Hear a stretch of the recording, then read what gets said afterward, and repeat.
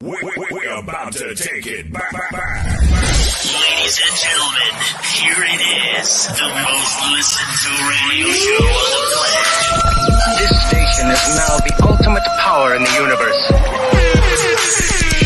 Tony and Lee on the radio. Dr. Joe's therapy on the radio. The love got me going live on the radio. Two mics and a mind on the radio. Radio, turned up on the radio.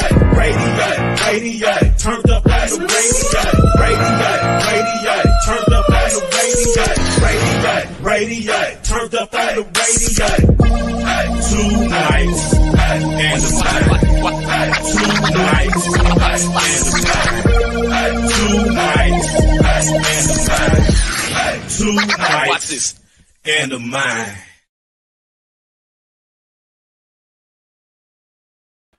What's up? Hello. Welcome to My Son of Mine.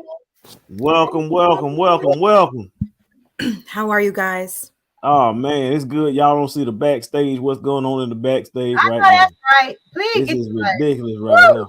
I'm glad there's no smoke, there's no air, there's no gas.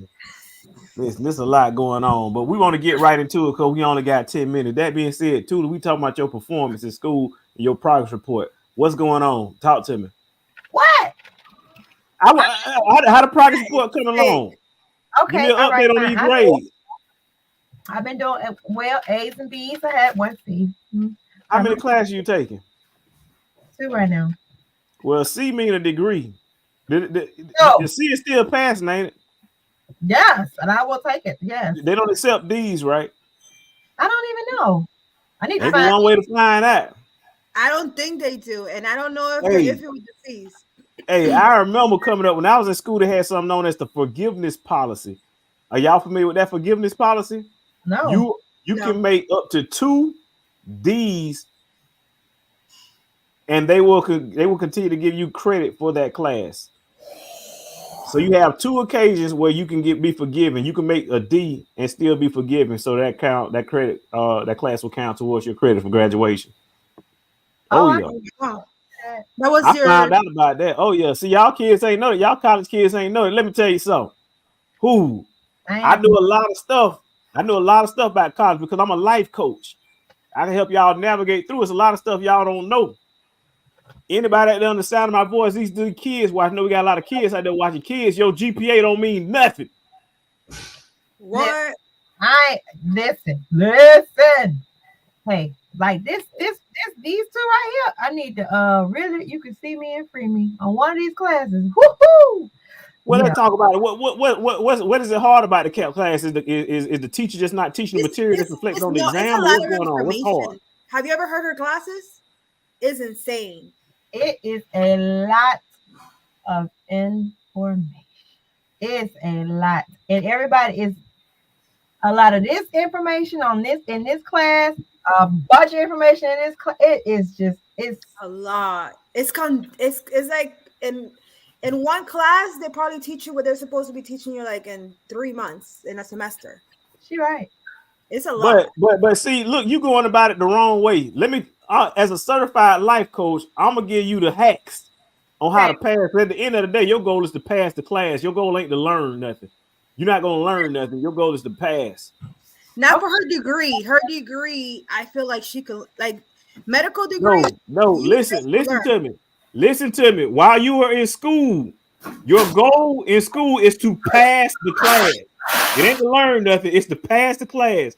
What y'all do as a student, as an amateur student, y'all will get too caught up in trying to learn something and still end up failing the class. So what you got to do is while you're in school, you need to focus on passing that class. And what does passing the class mean? Passing the class means I need to pass the test. Children, So all you need if to you do is are focus listening, on what is the answers to the need questions to that are learn. on your test. And Say then it when again. you learn, Dwayne, when do you learn? You don't. School is not designed to learn. I learned in school. Listen. At what point in my life will I learn? You will learn through experience and hands-on training is how you learn. through experience. The classroom setting is not made to learn anything. The classroom setting is specifically designed. What it's really designed to is it's designed to discourage and weed out people who aren't going to sit there through it, because the average person is going to get frustrated and end up quitting. So a lot of those are called weed out classes. Matter of fact, when I was in school, we had something known as weed out courses. So when I grew up and when I was in school, it was a lot of weed out courses. So hypothetically, if there's 20,000 students going to a school, there is a reason out of those 20,000 students, only maybe 50 of them want to be an engineer. Mm-hmm.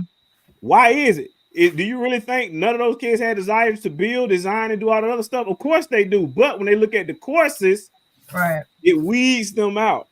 So I specialize in overcoming how to pass a class. So what you need to do, Julie, your next test, what date is your next test? The class you're struggling, what date is your next test? 2 weeks. All right. How many questions are on that test? 3, probably 30. All right. If there's 30 questions, what you need to do is you need to figure out how to pass all what the questions are that are on the test. What you need to focus on, not listen to people give you bad advice. What are the questions that are on the test? I don't know that, Dwayne. It's just a So material. you have 2 weeks. In the test. You have 2 weeks to find out what are the questions that are going to be on that test. Listen, think of it. Everybody under the sound of my voice. Her test has 30 questions. If she learned anything extra that is not on that exam, it will not benefit her. That's why the whole thing about learning ain't important. You specifically need to know what is going to be on that test that you're taking. It's not about learning. It's about passing the actual test. So you have 2 weeks to find out what are the questions that are going to be on your test.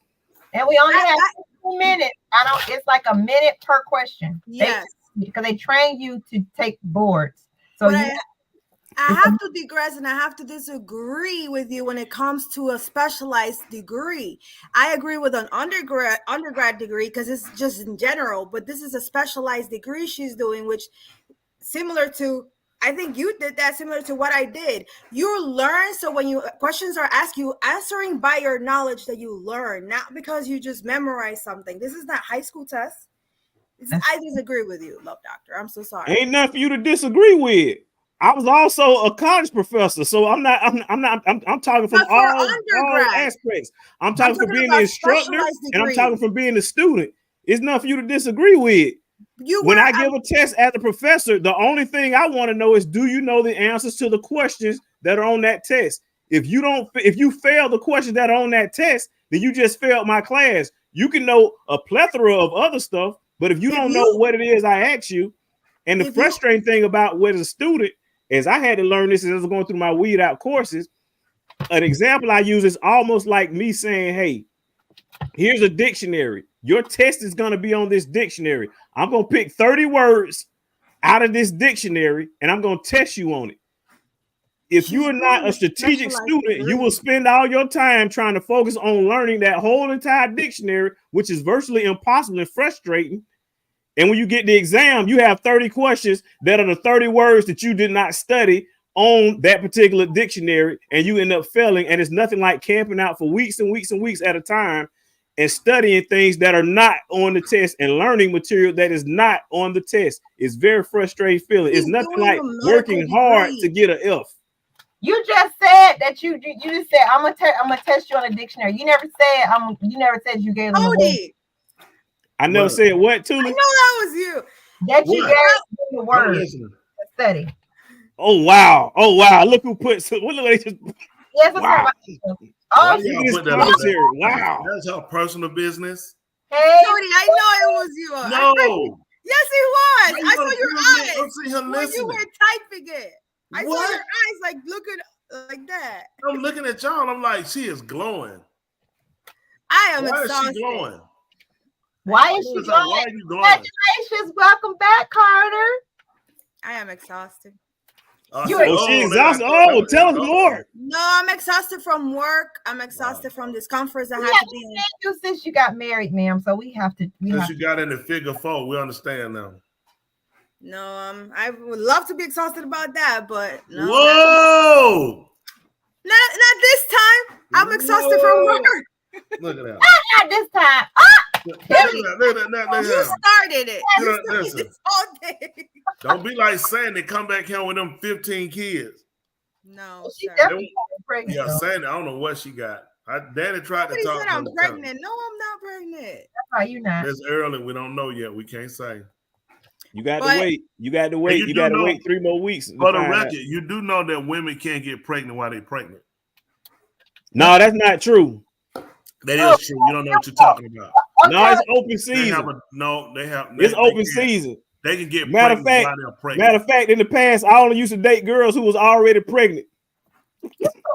What is wrong with you? This is why. Let's do this. Let's do it, Dr. Joe. Yeah, ain't that like dating a girl who already What is pregnant? right with him? Once we, see, we done That's with it. quicker. That's quicker. And we Yeah. started. What's wrong with you? What's wrong? Hey, How girl, long we come gonna on be over here? here, girl. You already pregnant. Come on now. Don't nobody else want you. Come on over here. You got low self-esteem. Let me buy you a bag of popcorn and a Coke. This man. That's what you did to these girls. What is wrong with you? I believe it. He saw Why that. are He you saw Come on over that- here. Take one for the team. That's why he ain't with her. That How baby is he daddy don't alive? love you at all. You're not a life. That's not a life coach. That baby daddy don't love you at all. All right, come on over here real quick. Yeah. Sicko. Yeah. That Yeah. ain't- Yeah. I can't just be Anyways, for giving the you all this children that sauce are on how to going pass your class. No. that's- Anyways, for the Again, kids if that you're, are in, going if you're in a to college, non-specialized, field, that can work. And what y'all had to remember, everybody has different agendas. Some people are in it just to get the accolades of saying I accomplished it without learning anything. Some people go through actually trying to encompass the subject matter to make themselves more proficient. It's just like with preachers or doctors. You have doctors, they say good doctors. You have doctors that are like better, you know what I'm saying, that are great doctors because they really encompass to make sure they have all of the knowledge about the subject matter. Same with engineers, with lawyers. That's why every lawyer in the same. People say, do you know a good, you ever had a person say, do you know a lawyer? People say, do you know a good lawyer? Sometimes a lawyer can be good because I don't have anything that's really of an urgency or an importance. So any lawyer should be able to do this with a degree. If people have a situation where it's criminal or trying to collect monies, they said, do you know a good lawyer, a really good lawyer who specializes in? Like, a lot of people don't know the difference. I happen to deal with the criminal law system enough to understand. You have to have, there's a difference between attorneys. You have some attorneys, they're special. I had one, his was trial but most attorneys especially some of them is just kind of litigating or more or less just trying to work out a deal before court, getting things kicked out in preliminary. Like Robert Shapiro years ago. Y'all remember him? He was the first attorney for OJ. His specialty was getting things thrown out before we get to court. Once it becomes a trial, that's what Johnny, Barry Scheck, I can't remember his name, but all these guys came in to be great because this is what they do. Johnny, what's his name? The one that passed, the attorney. Johnny Cochran? You know what? I saw that movie. That was a good movie that you recommended too, by the way. Who I recommended? What? Yeah, it was Jamie Foxx playing Willie Garrett, that lawyer movie. They talked about Johnny Cochran in that movie. Yeah, he mentioned that. But see, that's what their specialty is. So that's why you charge the money because you say I'm specialized in this area versus someone who's just gone and just try to pass quote unquote pass the test. That's right. But we found out what Love Doctor did, and we're gonna have a business meeting about that. He just told me, listen, what I do, I just listen and I let y'all talk because people be talking be the people that ain't never had to sit there and take these tests and go through that whole system. I had to sit there and take this. I have to say that your perspective. Listen. What you can't do, grad perspective when it's a specialized, it ain't got nothing to do. It don't have nothing to do with grad or undergrad. Let me explain something to you. Let me explain. Every major is different. What I used to dislike when I was a student is I would have all these kids, they majored in business, they majored in psychology, and they got 4.0 GPAs. I'm sitting over here majoring and minoring in mathematics and engineering, and we talking about rocket science and propulsion. I'm barely passing my classes. They're making the dean's list, but I'm like, your criteria and your curriculum is nowhere in no shape, size, or comparison of what it is that I'm doing. So you can't take what it is you doing and what you're learning and compare it to my criteria. You can't take, hey, this person might be a biomechanical engineer. Their course load and their curriculum is totally different than someone who may be a psychologist, someone who may be a mythology major or a history major. You can't say because you made a 3.0 in your subject matter, it's the same comparison to a 3.0 in someone who a totally different subject. It's not apples to apples, is what I'm saying. Breathe, love doctor. I'm just saying is how is it that you took classes with other majors when you're specializing? For example, after my bachelor's, my master's was specifically with only clinical psychologists. There were no. What I'm saying is, in general, a psychology textbook and a psychology exam is not the same thing as a bionuclear chemistry exam. Yeah, so what are you the doing material is not the same, so it has nothing to do with whether or not I'm a grad level or I'm an undergrad level. It's the actual course and curriculum. It's totally different. You can't compare. Yeah, so if your experience in your major was totally different than someone else's, but what I'm trying to tell you is that as a student and as a professor, what I've learned is the goal is to pass the exam, get the answers, find the key, find the answers to the question that don't exist. Whatever it is, you need to know the answers to those test questions. That's it, plain and simple. How do you think you'll know the answer? She's only studying with medical fields. She's not studying with no engineers. She's not studying with. Have you ever heard of a weed out class? Are you familiar with weed out class? Are you familiar with that terminology? I think you're talking about undergrad. It's a yes or no. So let me explain. For those who are watching, they have courses known as weed out courses. These are courses that are in difficult and complicated majors. So what weed out courses is you will have a professor who will specifically tell you to study one particular thing. But when you take the exam is on something totally different. So what'll happen is the professor will tell you, hey, we're taking the exam on chapters 1, 2, and 3. That's what the exam is going to be about. But when you take the exam is on chapters 4, 5, and 6.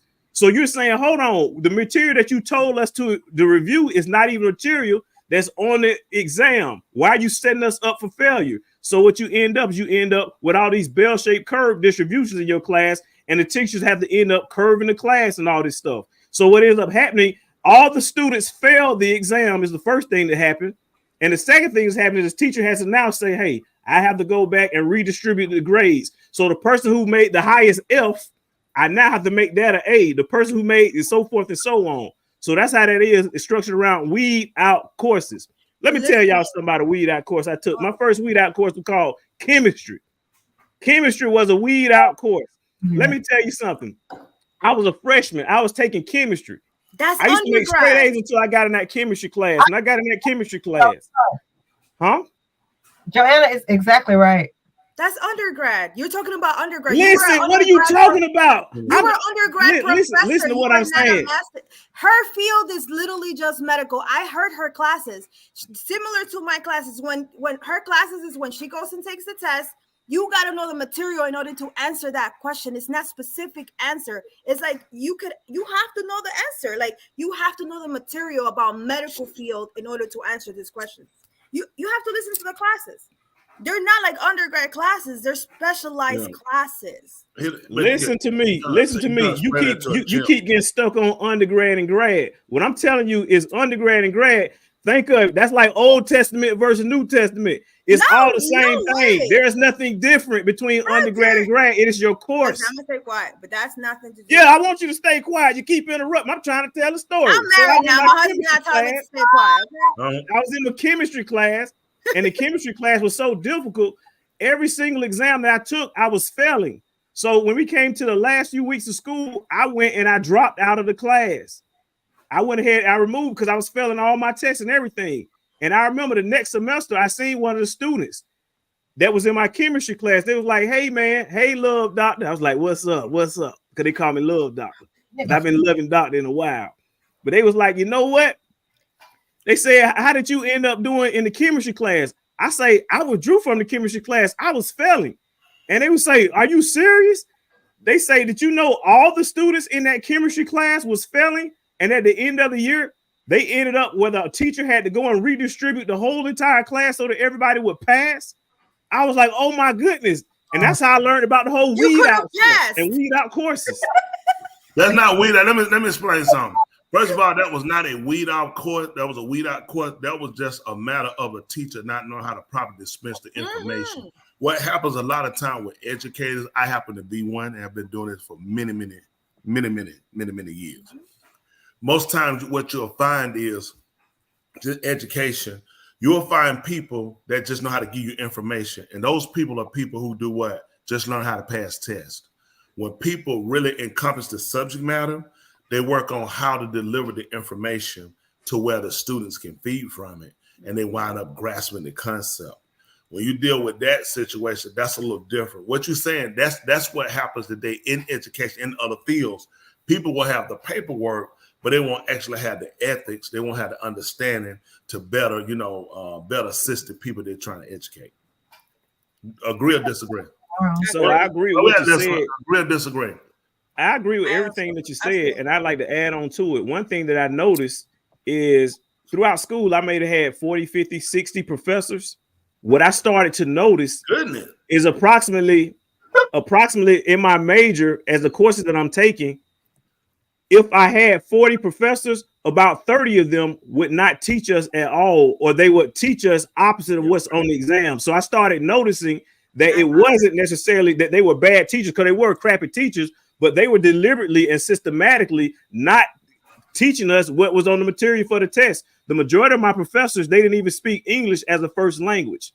They were not even more so concerned about teaching. They were doctorates and they were doctors, and they were more so about doing their research and writing additional books for their research and all this other stuff.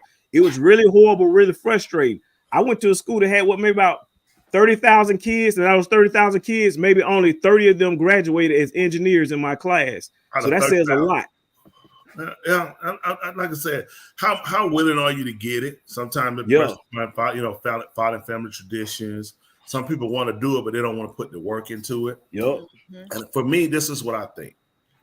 I think that if a person wants to do a career, I would say education. I would set education up differently. Because if you got a person that wants to do something, whether they don't know how to do it or not, you got a person that's willing to want to learn. A lot of times what they do, they curve a person away from learning, like what you were saying, which is true. A lot of things in education, it's about they got to pass this milestone test. They need to at least get this amount. Everybody's doing averages. This is where everybody's doing averages in order to keep their jobs, and they're not trying to be proficient at what they're doing. Trying to grow a class together as an educator should be something that should be, the motivation. Taking them and knowing, okay, I got this one here, this one here, this one here. I got to get everybody to come together and understand. But honestly, school doesn't allow that. Because in fact, it's semester, you got to be so far in a semester. Then the next semester, so you cramming information. And a lot of times, a lot of people are not really retaining information. So there are so many different ways. And like Love Doctor, unfortunately, that's something that people do. They just learn how to get my test taking skills. Yes. There are a lot of people, though, who really understand the information, but they're not good test takers. Facts. So I'm losing a lot of good people, and we get a lot of bad people because guess what they learn? They learn the art of test taking. And that's what they'll learn. When they see you, they realize, you know what? I don't see you guys getting it. Let me just teach you what you need to do. You need to at least have this amount. You need to know this. And you need to try to get this amount of number. This is the number you need to try to shoot for. Like he's saying, he keep asking with 30 questions. She needs to try to get 25 of them right. When you're doing medical, you got to be high, 27, 28. They don't like 20, 10. You're really going to be down to 1 and 2 questions when you're dealing medical because you're dealing with people's lives. You know what I'm saying? Don't get like your job, engineering, that structure, that can cause a lot of people to die. Certain things you need to stay very technical and make sure a person learn test taking skills. At the same time, you have to encompass the information. A lot of other stuff that might look like, well, it's fluff, which it is. You'll be surprised in your everyday dealing, fluff conversations will come up. And that's how they'll test you to see, okay, this person just learned to pass test. Sometimes something you learn that was fluff will come up in conversation. And you realize, it's okay. I know I'm talking to. I'm talking to somebody who learned how to just do numbers. They didn't really understand the subject matter and realize, it's also, y'all know as well, certain fields, put you in the speech. You got to get in the speech, communication. You know what I'm saying? Being able to speak, because you got to orate something back to a person or reply something back. You don't want to sound like an idiot.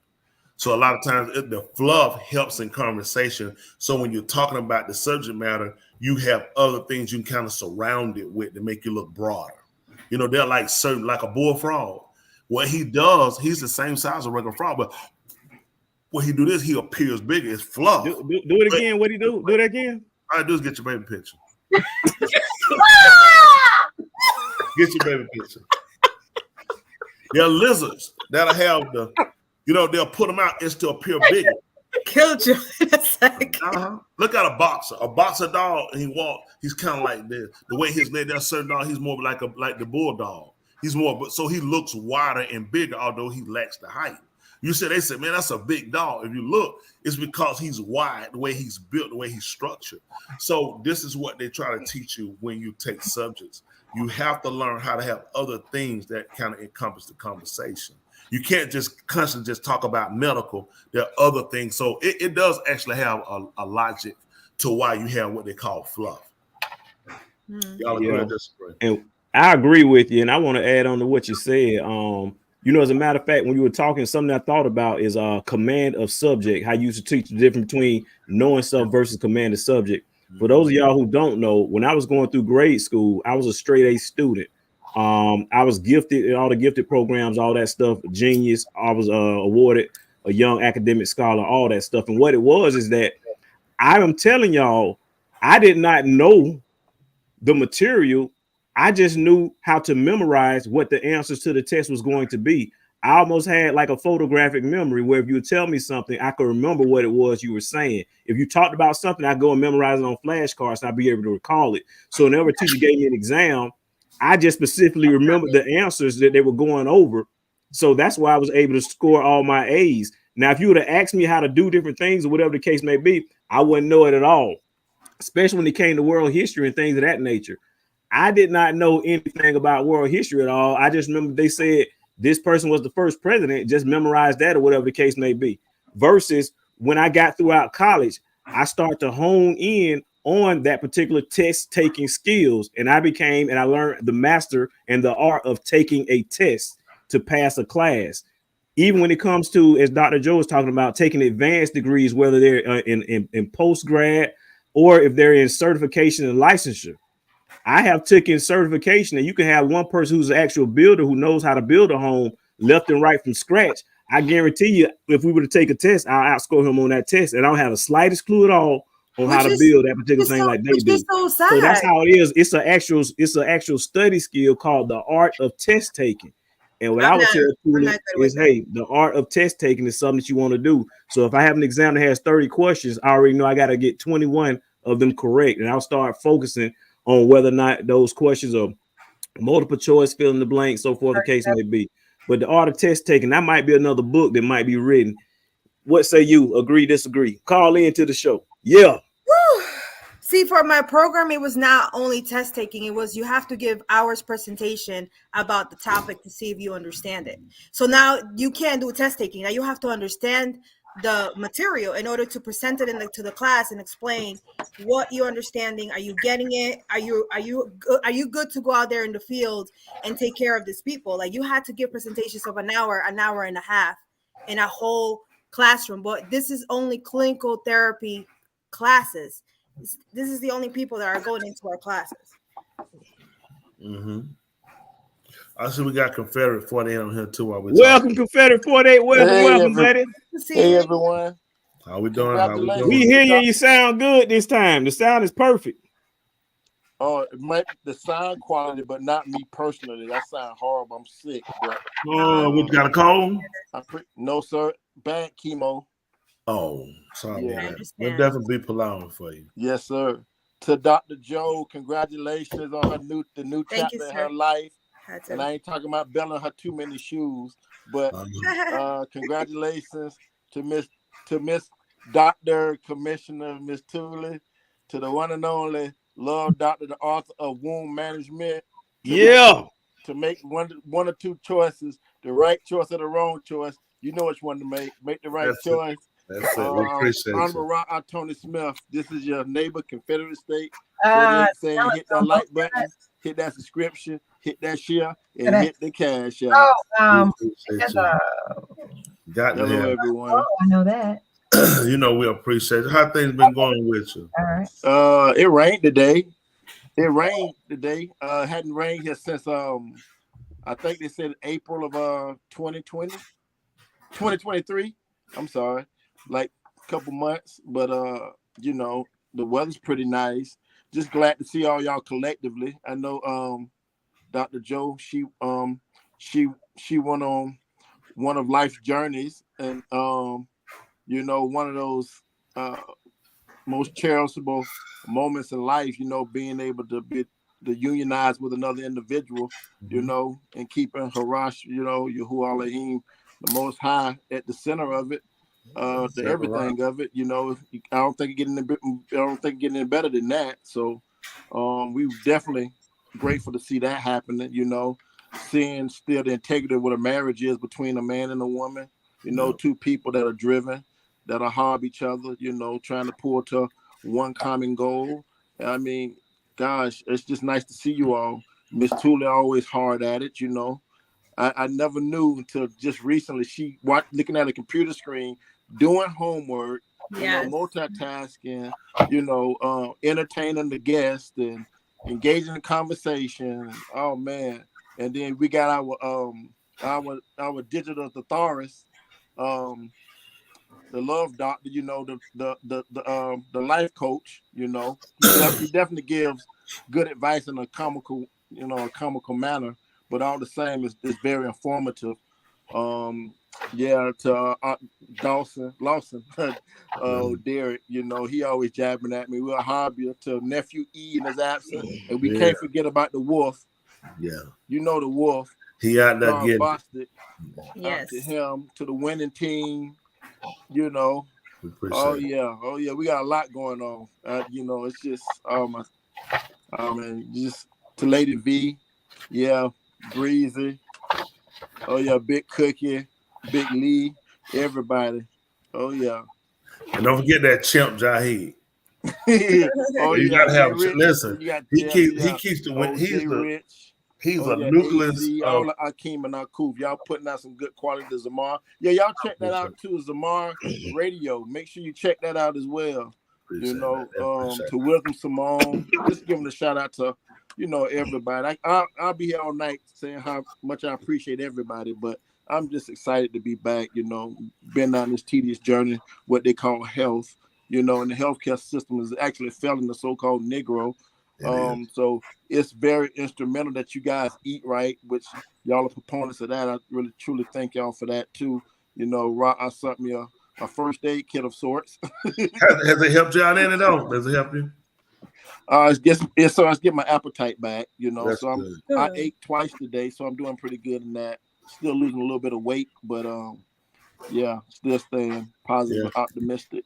This is good. Now, let me suggest that if I could, just as a suggestion. Yes, sir. I would see, but it shouldn't be hard with your situation too to see if you can get medical marijuana. Get the paper for it. They offered it to me. Yeah, I would take it. Let me tell you, it can help with the appetite, and with it can actually mix with the hemp CD is what CBD with as well. But CBD, it's a CBD. I don't smoke marijuana. Yes, but it does have a benefit. It does have a health benefit. There are people with conditions. I would say that's just me and you talking. Yes, sir. I'll tell people to definitely sit down and talk with somebody. But it can help with, you know, your appetite, because you definitely need to have, you know, the food to fight it. Anytime, if you look, a lot of time with these diseases, they usually take away a person's appetite. Right. They take away your appetite, then you get getting energy. You're not getting the food source fuel to be able to fight it. Marijuana has helped a lot of people out. If you can look it up as well, because it's giving them the appetite to be able to eat or to consume the medicines. Because sometimes because you lost the appetite, you just don't want it. And they'll say, well, the sickness overtook them, but there are some things that you can do that can assist. So me myself, I don't teach again. People sitting around just getting high. No, I like it. Yeah, right. Like, you know, no, I'm not trying to try. I don't drink. That's not me. There are groups that drink wine or whatever. And there are issues where people have needed to drink wine for illnesses, stomach ache, and that's even written, in the writing. Right. So I mean, I'm not against it because I tell people this: if I say you can't use marijuana medically, if I say you can't use wine medically, then I also got to say you can't use Tylenol, you can't use morphine, codeine, all these are some drugs that suppress it. And those have, like crushing effects a lot of time on organs. Right. Critical, effects on those. So I try to tell you want to have a sense of what you're doing and know why you're doing it and be safe, but you want your information. So I would definitely say if you now Thule, she has some knowledge in the medical. She might say she might say, well, no. But for me, I look at the appetite will give you the food for fuel to fight. Okay. Such as?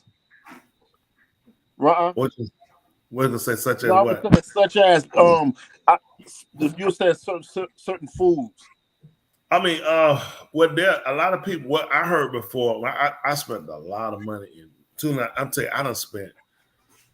Over $50,000 in natural healthcare stuff, and it's been beneficial.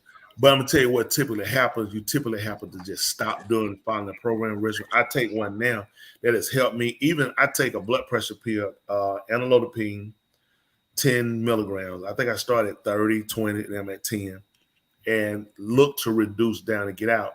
It's so much of a lifestyle change you have to do, and it's more than just sometimes foods. It's sleeping.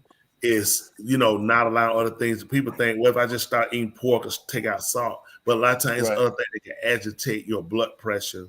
Thule can say whether or not she disagree, other than just the foods, because I've been over and over with me, the food is not the issue. It's just mentally because of what I carry. It just I'm saying, I'm good with it, but the body always has a different. Like people will say, it don't bother me. Your body will do something that you won't think. Like sometimes people might get a pimple or something. It's because their body's doing something. It ain't just and they say, where does it come from? It's because your body's doing something. And learning ourselves is so key and critical, naturally, spiritually, because all these are things that really gonna help with the healing. So you really know how to embrace the foods that'll be the healing to the body. Thule, what you think about what I said? Fluff? Miss Thule got tunnel vision. She engaged in something. I was gonna say something too. I had for my GI tract. I don't know if you recommend it, subscribe it, or endorse it or condone it. But I have been drinking kosher wine for my GI tract because I take this. It can help. Okay. So I do that. But see, it can help. It also can help with blood pressure. It helps thin the blood. Okay. And I'm telling you, hold on. Kosher wine. What kind? I want to order something. If people that do wine out, like you'll get groups, and I'm not throwing a fight nobody. People, if you have to be good with what you're doing. They'll get to beer, liquor. If that was something I would medically move to, they say it also helps thins the blood for when like people have heart issues. Red wine is recommended. I would definitely do a natural wine and not something. I would not get no Boom Farm. I would not go get no chemical cheap wine. I'm just saying, you start justifying, then you move to something else. If you stay with a natural wine for it will help thin the blood. That's why if you look at people that get in fights and drink alcohol, they get hit, they bleed profusely because it thins the blood. So for people with blood pressure, a lot of times we got the clogged artery or the vessels are tightening, or if the blood is kind of sluggish because it's not flowing. So there's a lot of different key factors that can be affected. So the wine will help thin the blood so the blood can flow easier and better. Especially people talk about clots, it can help just thins the blood. But it needs to be done in a certain fact. It wouldn't be, man, stuff, I'm just trying to use in the Bible.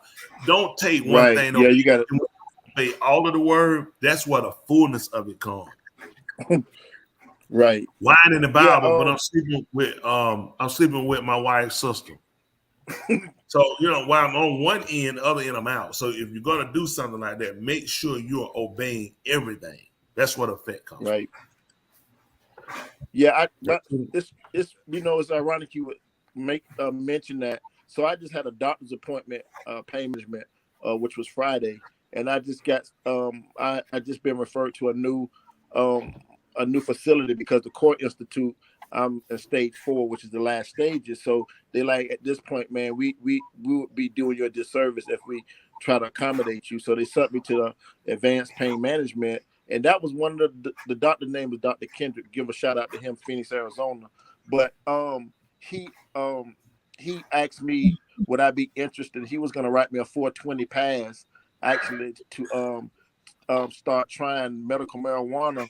But I just have a problem with the now if it was holistic like what Miss Tooley would have, like Uncle Joe, what I get, old Joe, he does the job for me. Uncle Joe do the job for me. So it's not so much something I would lean towards, because even the gummies that I get, the raw gummies, they do the job. I just learned how to scale those back to the point I know how to consume them responsibly, because the last time I did, I was out of my mind. You took a whole one? I took a half. Oh, and you was out. Yeah, you gotta know how you know what. Yeah, and I felt as though the world slowed down, and I was on center stage and making a buffoon of myself. So yeah, that wasn't a good experience. But well, glad you got it. Glad you got it now. Let me ask you this: so with the wine and with that, maybe we can look up some stuff together and get some other people involved. Start looking at what foods are good to consume. Julie she recommends. What's the situation? He's at stage 4 with the cancer. Okay. Yeah, stage 4 myeloma. Okay. But have you tried acupuncture? Sir? Yeah, I had been drinking it's a local kosher wine here. And then I drank a lot of sour sop. I drank a lot of Irish malt. Sour sop is good. With sour sop, I got it. It's good, yeah. And a lot of hemp seeds as well. I got a couple of things that I incorporate in my diet, but overall I just think sometimes for me, just the stress of having it and the depression that comes along with it. And you guys had a great segment last week about mental health and mental illness. I really get into some really depressed moments, just knowing, but then, I don't stay there too long and get in a dark place. But at the same time, I look to the Most High and thank him. He gave me a biological clock, letting me know that, hey, look, you got to make the main thing. You don't have a lot of time like other people do that can probably play and take life for granted and be, frivolous with your life. So, everything's working out the right way that it should, but there's still some little elements that I'm missing. And I'm just thankful for 2 Minds and the Mic. They drop those little nuggets on the trail and I pick them up, and keep it moving. So I'll harp y'all on. I can't express it enough. We'll harp you as well. Whatever we can do for you. Yeah, I have a question. Are you doing radiation now or no? Yes. No, I did the radiation and it knocked you can see my beard trying to go back now, but it knocked.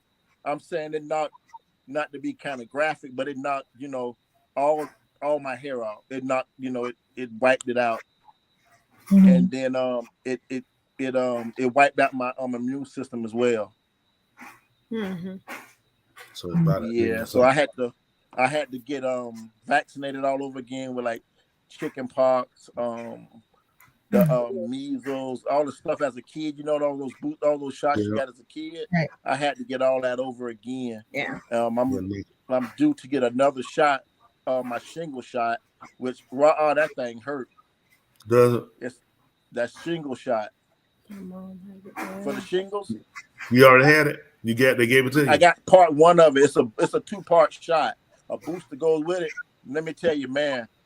That's if you have a high threshold for pain, it's a pretty painful shot, and the effects last a long time. I guess at least for me, it leaves you sore for like a week. Good. But I had. Where they give it to you at? Sir? Where did they give it to you at? I got mine in my arm, in my left arm, in the bicep area, like the shoulder area. But yeah, it was difficult. But like I say, like you say, Mr. Tony Smith, you said this. You say everybody got something going on, you know, and you got to be able to do what you got to do and keep it moving, because people not gonna spend all their time, resources, energy on one individual, because it's like you dumping your life out in another man's lap, and that's not fair to the other individual. But when we collectively help each other and do the things that we do, you know, that just makes life just that much more worth living. As for me, that's me, you know, and I had an opportunity to meet you all when y'all came down to the Confederate State. You know, that was on my bucket list. You know, people may laugh, but that was actually on my bucket list. Not to shake Obama's hand, and to each his own, not to meet LeBron, you know, but to actually meet one of my community world leaders, you know, somebody very influential, not just in the United States, Georgia, around the world, you know, and still trying to make a difference, you know, and then showing the human side of yourself. I mean, and I have access to that. What more can a man ask for, you know? So, yeah. I'm a lover of people, as with the others as well. And I mean, I appreciate you. I think one thing your life teaches us, I mean, we live in a fairy world until reality really sets in. You know, the world is coming close for everybody. And what sometimes people can focus themselves on is just how much time I have. It's just a second. Everybody dies a second. And when people say, well, I give you a date, he gives it an opportunity to realize, I know what kind of work I got to do is shorter work. Because sometimes long life makes us think that we have longer to get things done. If people healthy, well, good, physical, down a crash, plane crash, car crash, stroke, heart attack, just had a physical. There's so many things we take for granted. If you notice with me, I change how I kind of deal with things and a different energy source. Right. I know my time is nearing, and you know, and you want to make sure you leave an impact on people, right? You know, because what you say, you know, there are people that live by what I put out of my mouth and what I say. And I want to pass an energy to people that I feel I possess. I have a shalom in what I do. I want to try to give that to another man, another woman, and get them to look at life from a different perspective. And that's the only reason why, even with me, I was, you know, kind of, you don't realize you're angry and you kind of lunging at things because it's you. But when you really sit down, he allows you to, you know, mirror yourself and see, you realize that's not the energy that we need to put out for where we're going. You know, we have to learn the difficult things of acceptance. And that comes with maturity and with things we deal with, learning to, some things, yes, they need to be fought aggressively, like your sickness. Right. Will of the Most High in situations. Sometimes we learn, you know, where I'm at in my life, is that a fight I want to fight, or is this something I can walk away from? And being able to know where, now that gives me more energy to put to the real cause I need to fight. You know, the writers teach us in the Torah how whatever you find to do, and on the Ketuvim, you know, he said, do it with all your might. He said, there's no power, no strength, and there's no knowledge in the grave. He said, where you going? So that opportunity to fight, we want to put all we have into it to do it, to be, you know, successful. But when we pick all these different, like America, they pick so many different wars, they don't know which one they need to win. It's impossible. Right. They overspread it. You see, there are some countries that ain't in no conflict, that's sitting back. That's it, because I know what's coming. I want to have all my artillery. I want to have all my fighters ready so I can focus myself at this one war. And America is a reflection of the American people. How many fights are we fighting? We're fighting spiritually. We're fighting in our homes and our relationship. We're fighting with our kids. Wow. We're fighting with other people. We got so many fights. It's impossible to win all of them. So now we got to sit down and assess where we are and look at where do I need to channel my energy at? I don't have the energy to fight somebody to tell me, come on.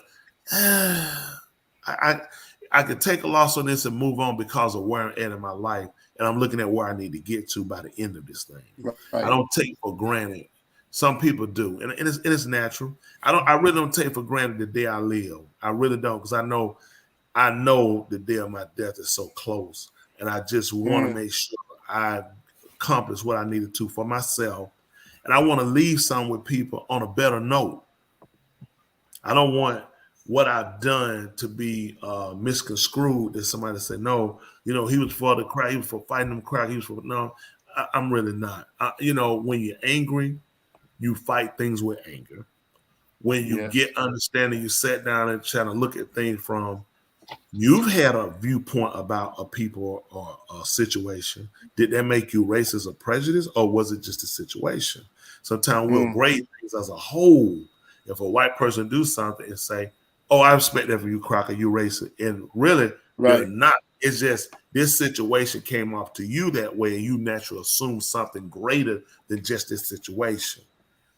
I know all y'all crackers like that. You started grouping, and then this is the sad part. We were people grouped in. How many times we got mad about it? I know y'all niggas like to steal. I know y'all niggas like to rape white women. How many times say, hey, you deframed me? How could you say that? I know, but then we've done it to other people. So now you got to come back, and then I've done it without. I'm racist. I never wanted all white people dead, or I want to go kill crackers. That's never been my ideology. I don't want to leave. right.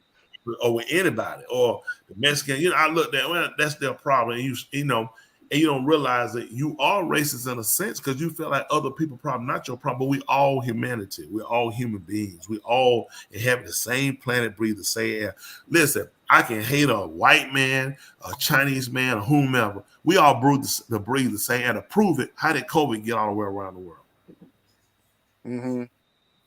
He trying to show you breathe this. Why people being wrong with masks? They said, I don't want to breathe that air if somebody on here sick, because we all breathe the same air. So how do we kill each other? We all live from each other. Wow.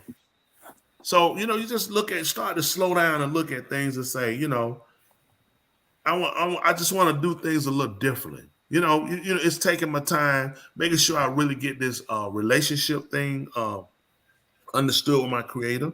Not from a perspective of enunciating a lot of words, but I want that connection. And I want people to get that connection. And I think they'll really embrace the language when they embrace the relationship.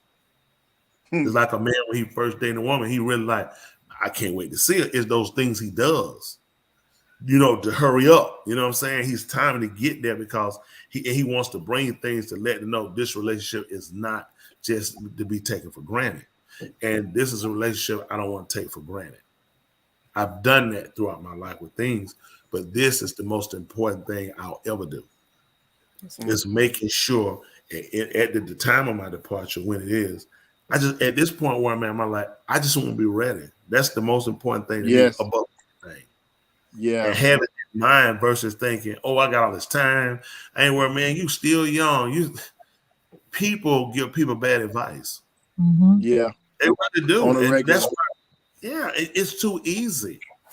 But you know, think about, you know, and you know, I understand your situation and having to deal with that in and out, but learning to appreciate and savor the moment, the day. That's something we don't actually do. Right. Because we have so many things we interlock ourselves with.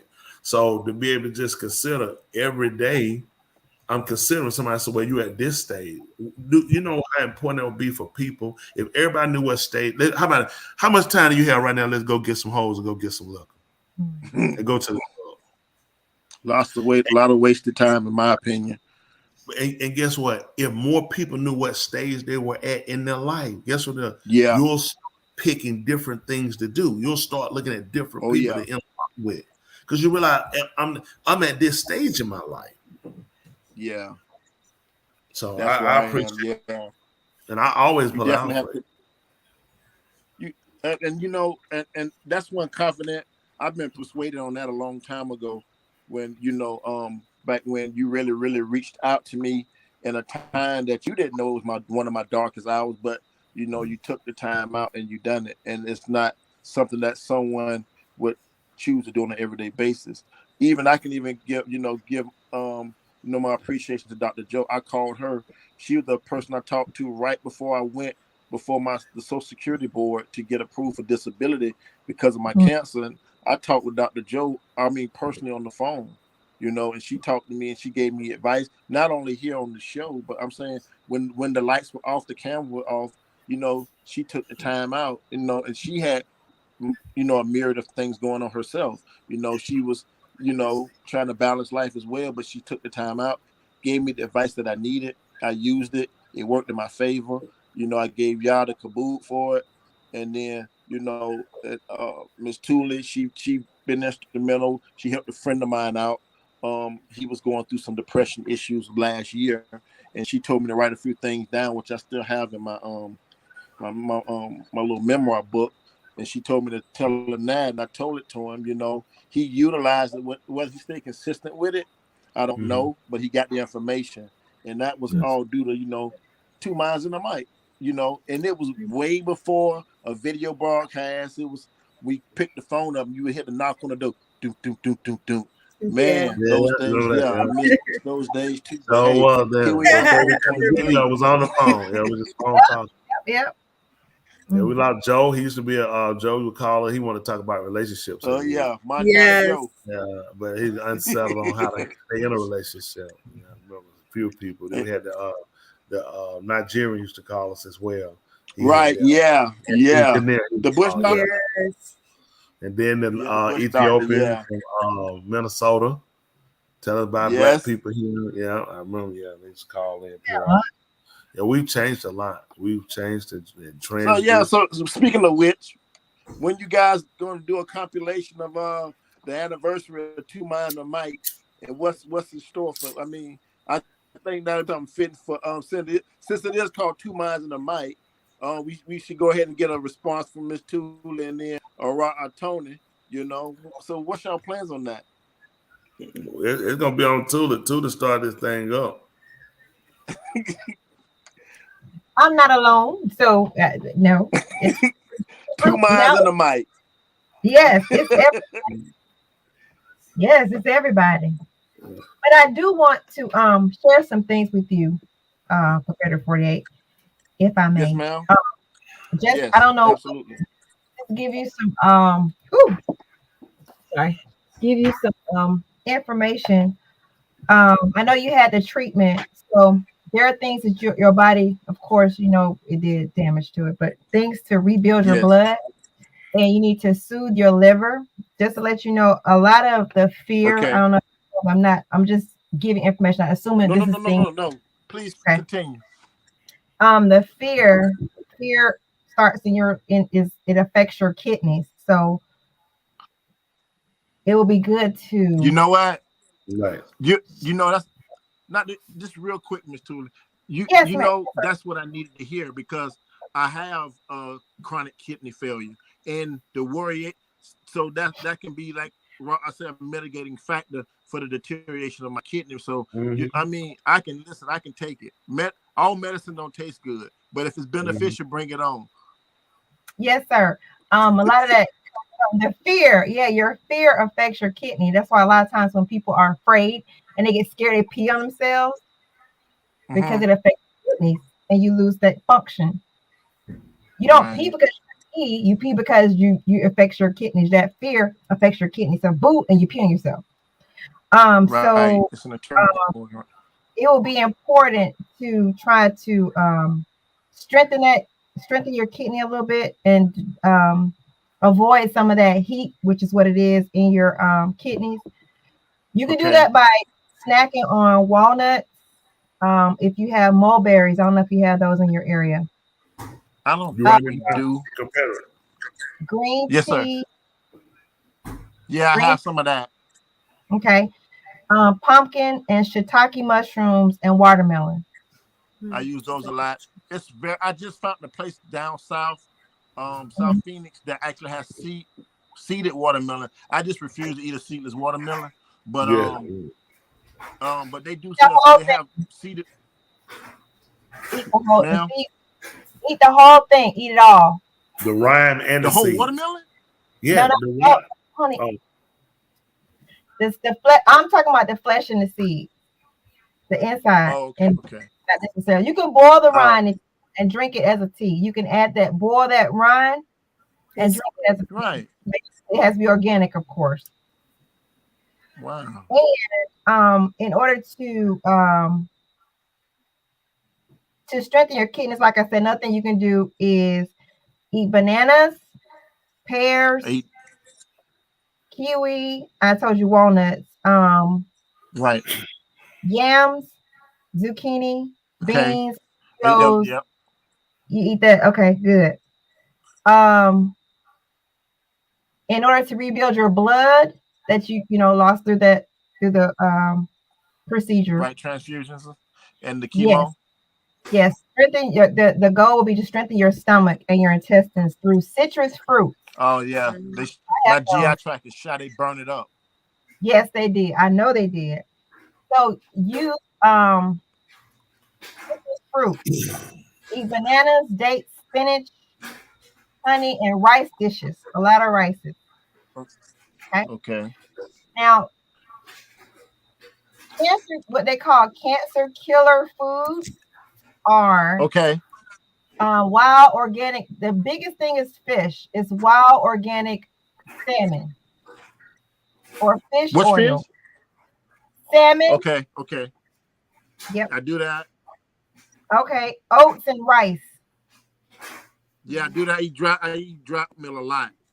That's the type of I eat that with like an oat milk or something. Okay. Apples and apple juice and all kinds of berries.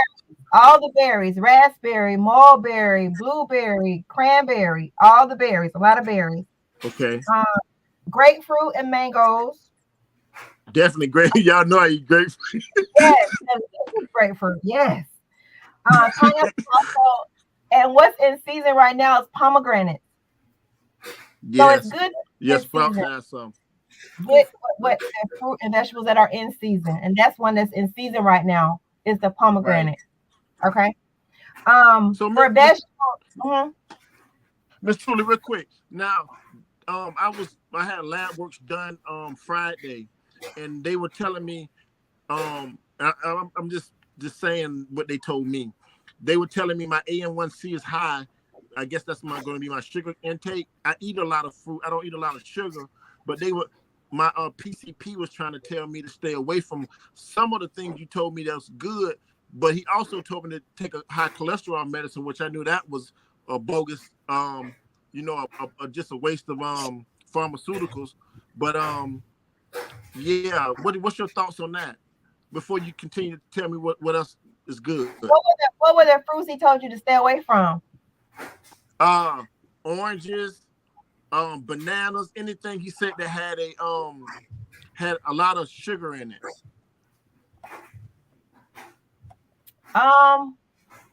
What you said your A1C levels were high or no? This is what he called high. And this was it's like a 5.9. I know people like at an 8. They're actually diabetic. You see what I'm saying? So 5.9 is like almost borderline diabetic. I think he's trying to prevent me to crossing over to being diabetic. You know what I mean? So I guess that's was, so I don't know how true it is, but he's giving me some bad information over the time, unlike you and Two Minds in the Mic. So that's why I'm leaning toward listening to what you got to say opposed to him. Take it in stride. I'm not a doctor, so this is a suggestion. So I don't have the degree that he has, but take it in stride. I'm just telling you right what I know. Making suggestions to you. Yes, ma'am. Increase definitely if that's the case, if he says that you're eating a lot of fruit, increase the amount of vegetables that you eat. Okay. Kind of balance that out, because you may be eating more fruit than you need to be eating and not eating enough. Right. But that could be too, because asparagus, broccoli, Brussels sprouts, cauliflower, garlic, kale, lentils, mushrooms, potatoes. Yeah. Pumpkin. Like right now is pumpkin. Pumpkins are in season. So pumpkin is very good. I love pumpkin. It's very good. And tomatoes. I've been increasing. Just finish one up. Yeah. He's been eating pumpkin. He probably don't know it, but he's eating pumpkin. Anyway, when you season it, I can't hear you. When you season it, bay leaves, chili powder, cinnamon, peppermint, and turmeric. Which these are one things. Okay. How about ginger? Yes, sir. And you can increase your vitamin A, C, and zinc. Okay. Suggestions. Yep. These are Yeah. suggestions. Oh, Miss Tooley. Yes, sir. No. So just a FYI about what it actually does. You probably already noticed. Just for those that probably tuning in, it creates a lot of protein. A lot of like abnormal quantities of protein. And what happened in my, it attacked my kidneys, and it created so much protein in my kidneys to it caused my kidneys to shut down, thus causing chronic kidney failure. But I'm in rehabilitating it. But lymphoma being a bone cancer, not per se something attacking my organs, it can like affect my organs, if that makes any sense, which causes my bones to break a lot, like my ribs. I break my ribs a lot, and you can break bones, and then it's typically basically in my spine, between my shoulders, my what you call tailbone. But yeah, so I have to stay away from things that creates a lot of protein as well, only because body it produces abnormal amount of it. So this is why I did not suggest the beef and things like that kind of protein. That's why I didn't suggest. Okay, got it. It was for the salmon and also rainbow trout. Right. Yes. Yeah, trying to get good luck with that. Trying to get in the desert. Trout. Yeah, that was just some dry humor, but yeah, ain't no streams up there to find no fish. Yeah, we got a bunch of javelina and all that other wild stuff. So they do have some. They have lakes up there. Do they have lakes? Oh, here's a fun fact. Lake, sir. They have a lot of lakes. Lake Pleasant, sir. No, I hadn't said anything else. I was listening to you. I was listening to you. Just a fun fact, FYI.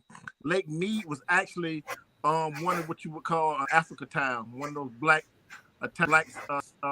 settlement, like Seneca Park was, like Seneca Park, Central Park once belonged to the Indians called ex-slaves, but they put a lake there. Lake Mead is now a lake, which used to be where a black settlement was back in the like the Oregon Trail days when they settled out west. Yeah, I thought that was an interesting fact I found out about this great state I live in. What's that noise in the back? Somebody a washing machine or something? What is that noise? Like it. Where go that? Something scrap. Your phone on mute. It's somebody. We can't hear you. I muted you. What happened? Your phone was mute. Oh, he dropped off. No, I'm talking about your phone was mute. Okay. Oh, I didn't know. I didn't realize it was mute. I was on mute. I didn't know mine was on mute. Somebody muted me. Oh. Yeah, but I heard that noise. I didn't know what it was. I did too. I was like, "What is that? No, I can't." Sound like a washing machine. But a couple of people.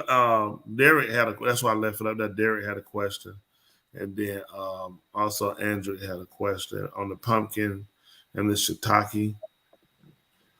Who's you looking at, Derek? Who, me? No. Yeah, he was asking a question. He was asking him. I don't know. Oh, okay. And then, Arnett. I thought Andrew asked that question. No, he said he had gallstones. Right. I'll get to that. Okay, so Arnett is trying to take all that down. Arnett, you only have it. You probably just take you some pumpkin seeds. Watermelon.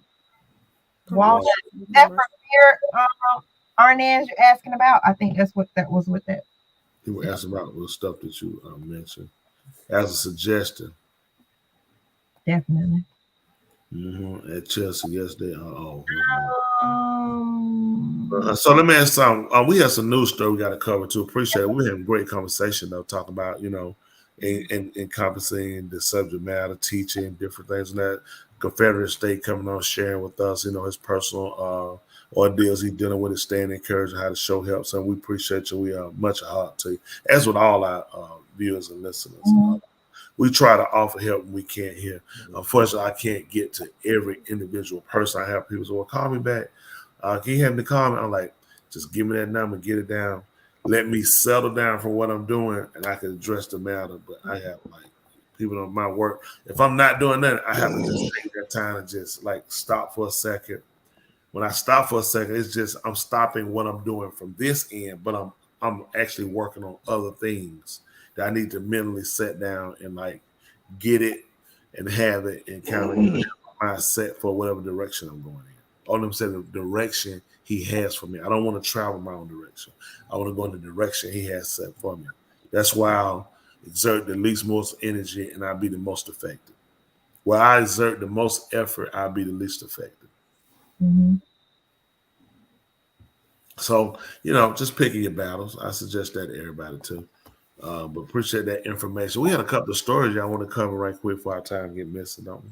Let me know where y'all want to start. What story you want me to pull up first? I know the wolf said, hold on, she got something to say. Who was that asked about the gall?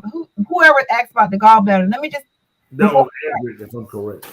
Gallstones. I was right, but he still needs to strengthen his bladder. So gallbladder. Between the hours of 11 p.m. and 1 p.m. is when you should be, that's when it's regenerating with the gallbladder. So make sure you're resting at that time. All right. That's right. All righty. So that's what I'm going to do. I'm going to rest my gallbladder. Suggested. Man, you need to go rest. Stop turning all the time. But go ahead. Go ahead, Wayno. Yeah, that's what I was asking. What story would y'all like me to put up first? He mentioned the Wolf put up song.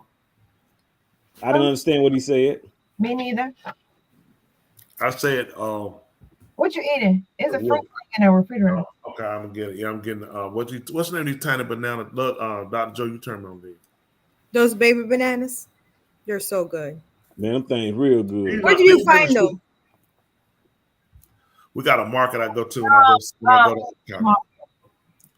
Who? I'm gonna set up to some members. Don't tell them where it's at. I'm gonna make my paycheck that month. That's right. They're not paying us advertising. We don't do free advertising on this show. Nope. Listen. Not at all. When you got me that fruit basket, I seen that stuff. I said, "Yep, he did." I don't know what she was thinking. I said, "She can't pop down." I said, "I don't even know what this stuff is."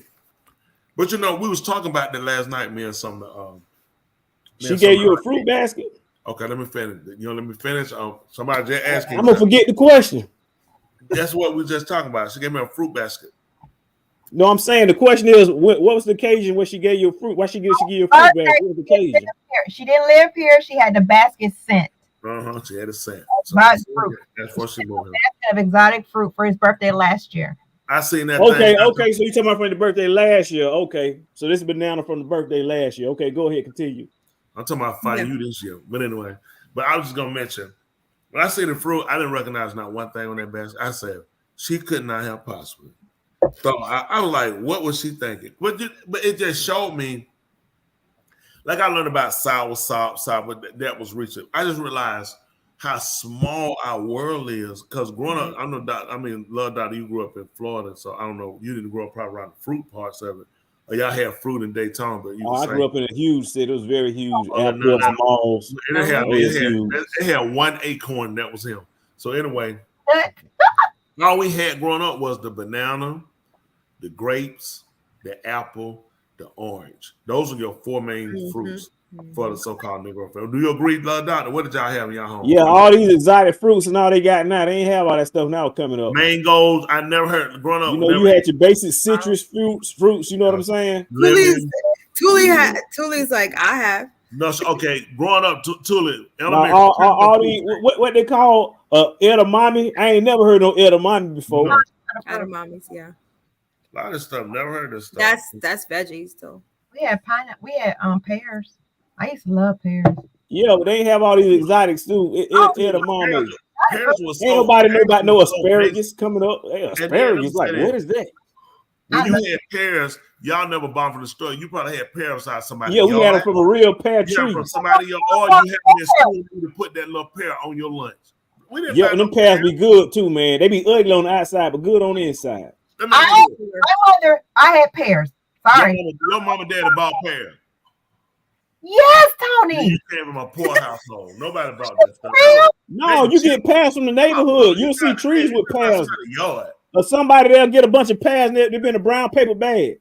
Scary. You know what? Same thing with pecans. People have bags of pecans when they come out of pecan trees. You know what I'm thinking about now, little daughter? I bet her parents went over there to somebody's yard and got them pears. Went down to the Kroger picking it and got one of them bags. You know what? They look like the kind of pear picking people. There's some pear picking people. Yeah. What? Both of them together, they ain't nothing but a pear. So it makes sense. Oh. Okay. So it makes sense why they're all fruit in there. It makes sense the only fruit they ate. But I mean, hey man, I seen 2 apes. One of the apes was bald, and the other ape had ape hair. Ape hair. Oh my goodness! It don't even get better. That's terrible. We want to apologize to y'all. Listen, we in no way support these jokes. You know what I'm saying? I don't like it. But now she said, she from South Carolina. They just learned about what fruit was last week. Girl, them dogs so good. If you get a pear, give me a pear. Well, that's you like, bro. Like I'm saying, like honestly, growing up, our fruit was from the fruit school. They had like the pear. Y'all might have had the little pear. You were poor growing up. We had them at school. We had the pear in the juice. Fruit Yep. cocktail. Poor Did y'all have fruit cocktail? Okay. I wasn't poor.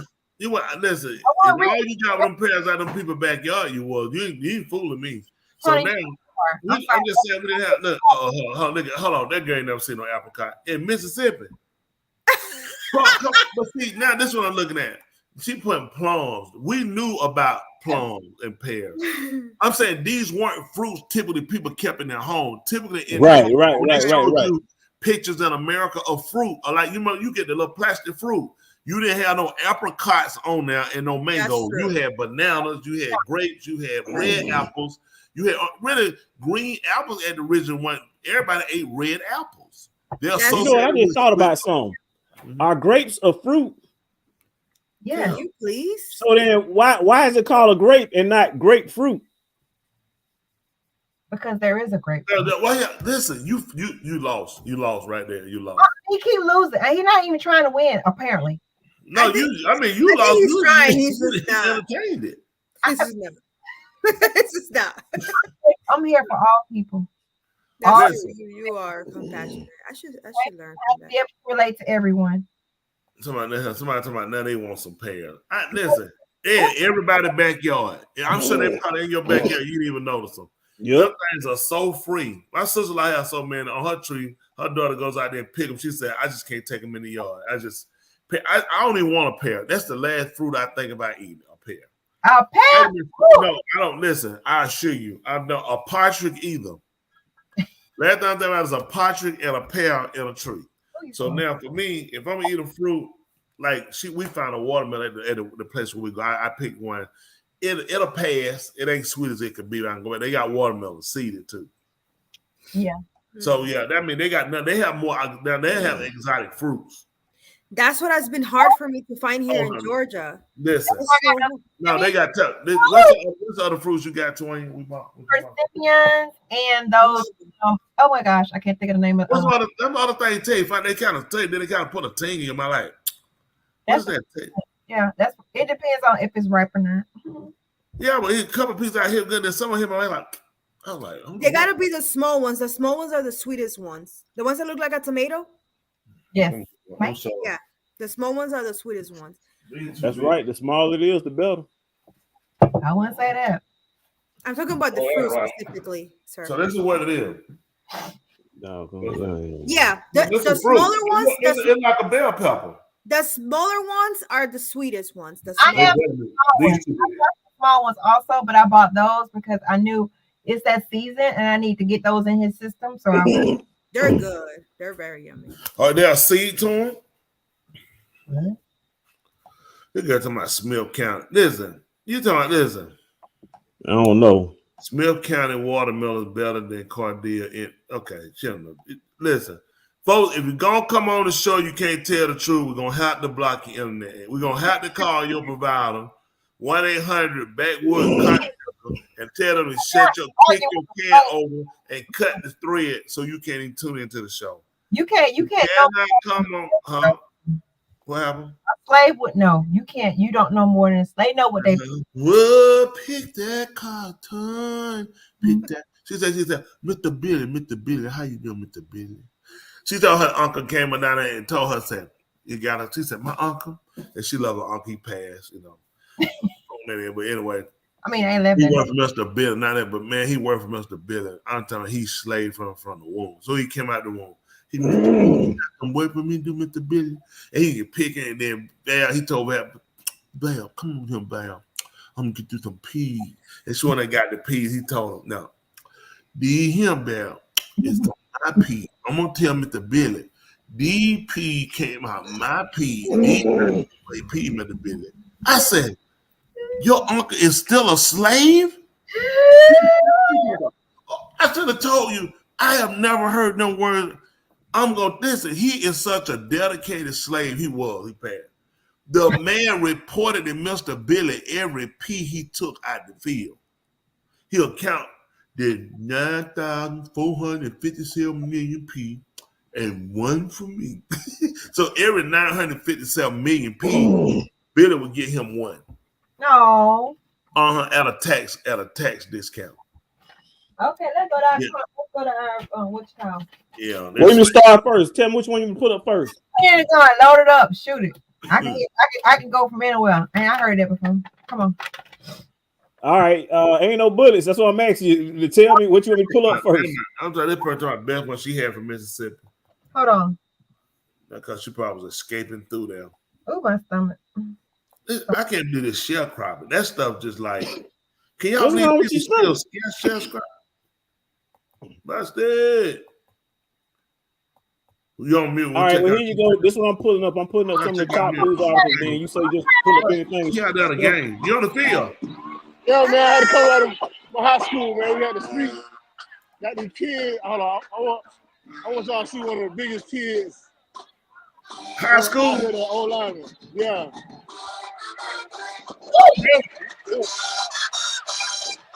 You don't know that song. That was Bugs Went Man. You know that song. Y'all know that. I know that song.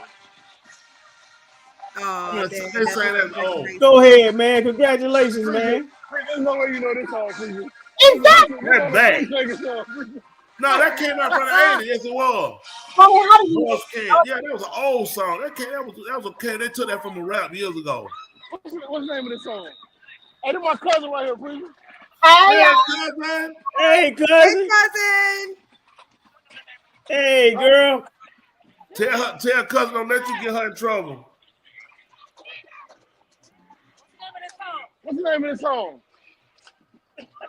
What's the name of the song? She has a 4.9. Yes. Yeah, yes. Congratulations, 4.9. Congratulations. Congratulations. I don't know. I'm trying to talk I gotta fly like 4 o'clock in the morning. Trigger Man. It was called Trigger Man. I guarantee Trigger Man. Trigger Man. I guarantee you. Man, listen, man. These kids, you see how tall I am, right, Coach? You 6'1", 6'2". These are high school. Look how tall this guy is, man. Look at this. How tall you are? We can't say. About 6'2". Where you at? We can't say him. About 6'2". The score. This is the second round of the playoffs. The score is like 52-27. Oh, wow. All right, is your team winning? Oh, yeah. Congratulations. Yeah, they won. Man, these kids, I like a little bumblebee out here. High school kids. They kid huge, man. What they eat? I don't know. The church is chicken, man. But think about this. Think of how big we looked at our generation toward other dogs. Man, right. We looked. I mean, back then I was 6'1". That was like a good height. You know what I'm saying? Like, man, you tall. Right. Man, 6'1", man. They get that elementary now.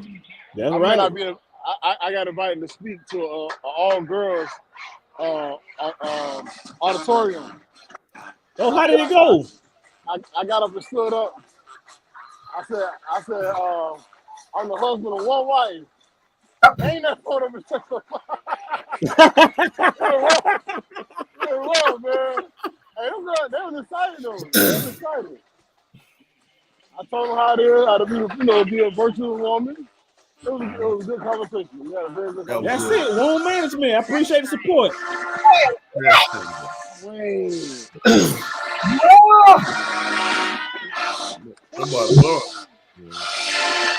Yes. This is the principal. This is Miss Gaines Miller. Hi. Gaines. Congratulations, y'all winning. Hey. Yeah. All right. Yeah. That's all right. We were trying to put some of the Way back. He gonna go. He said some stories over there.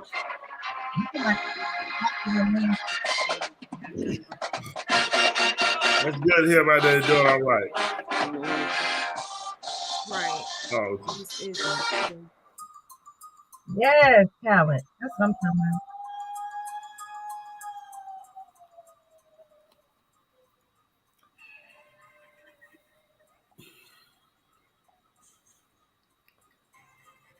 Oh yeah, y'all gonna tell the story. Whose story is this? Y'all take over. It's your story time. Go ahead. Whoever's story? Just read it right here. I'm sorry. Okay. What does this talk about? This is talking about GQ has named Kim Kardashian. Write it down. So Man of the Year? Pull the topic down. We see her. We say that's what they done. She might be a man. Sorry, that's the Man of the Year issue. Let me take that. Let me correct. Oh. She's not a Man of the Year. That is the Men of the Year. Oh, that's Kim Kardashian. That's crazy. I'm gonna read on the cover. So is that Kim Kardashian on the cover? Yes, Dwayne. That's Kim Kardashian. Yeah. Oh, I don't know how she looked. So, boy, stop it! I thought I was a transvestite. Stop. Oh man, big line, man. Come on, Dwayne. That look like a transvestite right there. How I don't know how that girl look. How? Man. I don't know. I'm just saying. I don't know how she look. Maybe y'all do. I don't know how she look. Oh, okay then. If that's her, then that's I wouldn't have known. If you'd have showed me that picture, I thought that was a transvestite, a transsexual. I wouldn't know that's her. That face don't look like Kim Kardashian to me. I don't know how she look. Is what I'm saying. So anyway, this we just gonna save you. This article is popping up feelings from some men that they are being pushed out of the traditional roles spaces because of female bosses who no longer rely on them for protection, companionship, or financial security. So they feel that women are demasculating them. And they one of the readers said that putting her on the cover of that magazine was disgraceful, and women should not get a man's title. Men are achievers and deserve their own price. GQ is a loser magazine. Another Twitter person said men are portrayed weak and laughable while women are glorified. This cultural shift is brainwashing, and men are dominating women's sports and winning female beauty pageants, and Kim Kardashian was named a GQ Man of the Year. That's crazy. That's ridiculous. Yeah, that's the reason why they did it. It was a slapback. I already knew it. Like when I was out there, that's why they did it. It was only to get back at the fact women were insulted when they gave a Man of the Year, a Woman of the Year to a man. So of course it came back. Well, hey, we gotta fight this and we gotta try to make it look like hey, the men ain't doing. They're supposed to.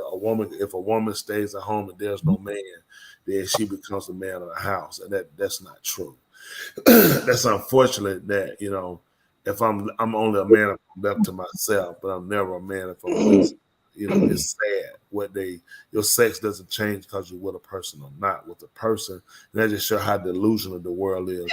It's so many things to being a man a woman could never be. There's so many things about being a woman a man could never even attempt. You know what I'm saying? He couldn't even orchestrate it. He couldn't even illustrate it. You know, but unfortunately, you know, the society we're in today, you know, sense, logic, you know, right, wrong, or not, you know, things that, you know, mankind really looks at today. It's about, you know, acceptance, you know, downgrading intelligence by saying we'll accept anything. No moral standards, no ethics. But we do have people that do. It's just the people who we're allowed to make decisions for us. That's the sick part. Who decide our boys and girls should be in the same rooms, you know, restrooms together. I mean, who are these people? You know, you don't speak for them. How do we allow these people to triggerate to these high-level positions where they even introduce the bill, the conversation, and they get the legislation moving, you know, bringing in homosexuals in the classroom, you know, lesbians or whatever, you know, transsexuals. How did you pick them to read the kids, you know? Because there are people that have trickulated these positions, and we've sat back, and now we're coming to them asking them, will you change? They said, no, I'm not going to change. This is what I do. I'm going to keep enforcing on your kids till it's enough of us to extinguish you. They'll only keep us from mating. A lot of stuff these people are doing, they're learning. They got the signs. You can remove ovaries, you can move eggs, you know what I'm saying? They learn they can dissect semen and keep it in store and inject it. So they're going to tell you, otherwise it will be a move to exterminate straight people. Everybody want to know. It's gonna think about it. Look how they pushed. Years ago, it was never even a conversation. I went down, years ago, we went to your birthday party. Was it Midtown? Went to that restaurant, Einstein, years ago. That's the most homosexual I've seen. The food was good. I had with the guy. It was terrible. And but they had the crosswalks. They were homosexual. And I was like, I'm not walking that thing. I'm not, you know what I'm saying? I'm straight. I'm not going to walk in there. Why do you if you're going to make a homosexual crosswalk, it should be like this. It should not, it doesn't make sense to make it straight. Because it's kind of a moron, you're oxymoron. It makes no sense. Straight that's amazing. When people will do that, ask you, are you straight? Right. Why would they ask? Because they knew it was only one. Straight was meaning it was only one way.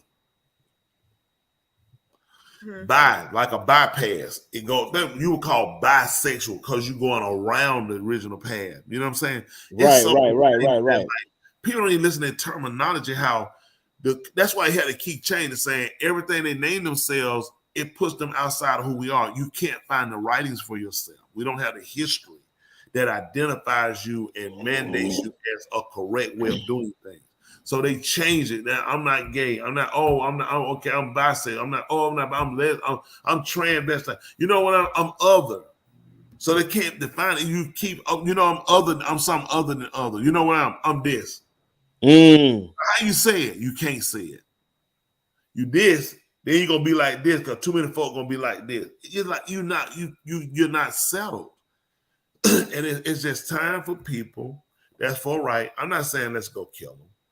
Leave them alone. That's your choice. You don't have the right to infringe upon us. You don't have the liberty to say you can't be called out for. Comedians go ahead and call out anybody else. If I call out a straight person, but I can't call out a homosexual person, then that's not equality. You saying you want equality. I have the right, if I'm a comedian, to call you out in what you're doing. I call out a straight person. I say, hey, man, what you doing in your lady right now? You eat, not me. You know, they'll say something, you know, you eating her behind hole. Just say, you know, they say, oh, everybody, what? Nobody gonna say, oh, that's racist. That's discriminative. So when a person comes and say, look at these homosexuals, all of them sitting around him with these penises in their mouth, you know, what is this stuff here? Oh, they cover my sexuality. See, you can't stabilize your mind enough to realize you can't say you want equality, but no one can say anything about you when everyone else can be addressed. Equality wouldn't give you special rights if someone came at you because of your sexuality. It's because you are indifferent. And it's important for people to know that. And for people that know the straight path, the straight way for humanity and how we continue to exist without war, but love and peace, They know it makes no sense. And I don't know how we sit back and allow it to keep happening. But what say you? Yeah, I think that's a great topic that she brought up. Growing up, I saw the different phases in my life. Going to college, you mentioned it the other day, Tony, how they brainwash you.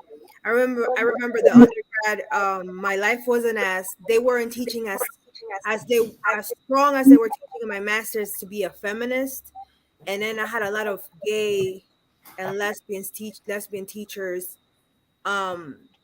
in my master's program, and yeah, I feel like it has been an agenda to kind of push for women to be strong and independent and not need men and overpass men. And it's kind of like a struggle for women, I feel like, and out here in this world to keep the mind sane on like, hey, this is your position. It's hard because the world is expecting and teaching something else. So, do you think that the society is beginning to push it, or is it because there's a lack of? I really truly think it's an agenda because. Yep. The way that they were teaching the classes, it was incorporating the homosexuality and incorporating on defending this group of people specifically. So I think, yeah, it came with a lack of from women and men, and then I feel like they took advantage of that and went ahead and made it an agenda and made it worse for us and brainwashed us from there. Gotcha. Yep, it's definitely something that's systemic. Absolutely. But it's sad they're gonna say that she's a man because of her Kanye separation, and she got custody of the kids, but the kids were with him and spending some time with him. I just think society just gave us a real bad outlook on things, and we became so overly judgmental of one another. Until it became critical, and it hurt us. The man and woman relationship is it's almost irreparable because everybody else that got involved that have not been in a relationship. How many of your girlfriends that you ladies know had their relationships broke up because of girlfriends? Growing up? You mean like? Girl, you need to leave that nigga. That nigga ain't no good. That nigga treat him. He ain't good. Get you somebody. I was saying in my 20s. I'm telling you, women will hurt other women. In relation, a lot of times women look at it, they're not in a relationship. Now there are times that women are blindly in relationships, but there are sometimes it's the girlfriend don't like him enough. Girl, you'll get somebody better than him. You can't let other people make your decisions when it comes down to relationships, especially for other women, because their opinion about might not necessarily look at what you're looking for and what you need.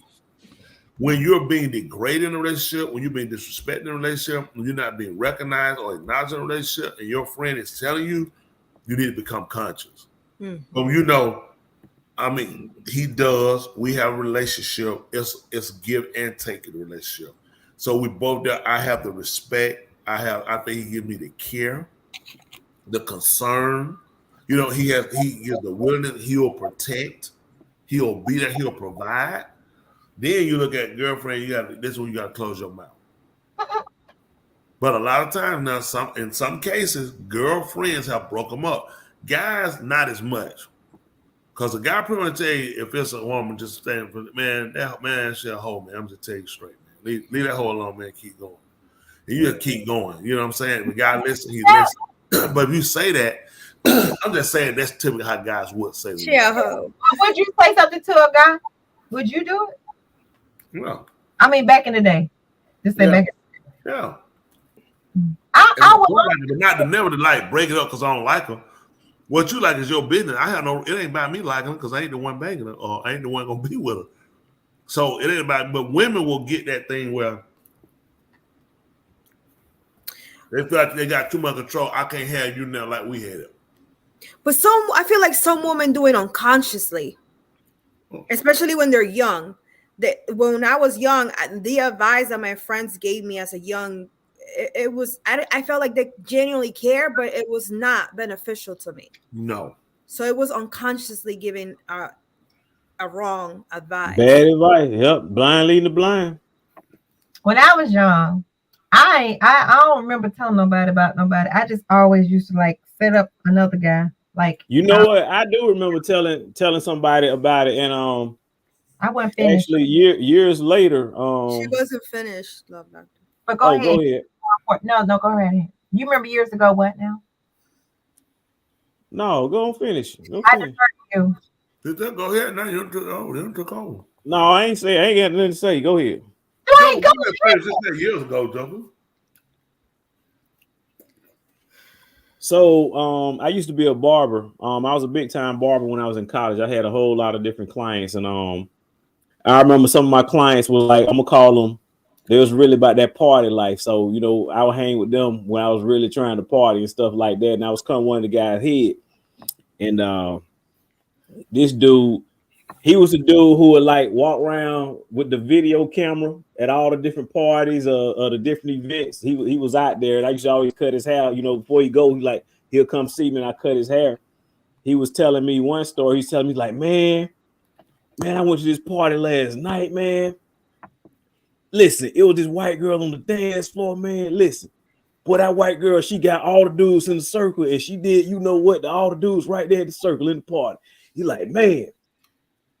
And he was telling me that, and he was telling me that because I was there was like an outdoor area in the public, you know, and we see all these girls and all this stuff, and he was pointing at the girl who did it. And I was like, man, you sure that's the girl? He's like, that's the girl. I was like, that can't be the girl. I say, because I got a client, that's his girlfriend. So I had one client, whenever he would come and get his hair cut, he would come and bring his girlfriend with me. I'm like, I know her. I know who that is. So what I did is the next time I saw my client, I told him, I said, hey man, I'm just gonna let you know how it is, man. But your girl, she for the streets. Word around here going that she was at a party last night doing you know what. You know what I'm saying?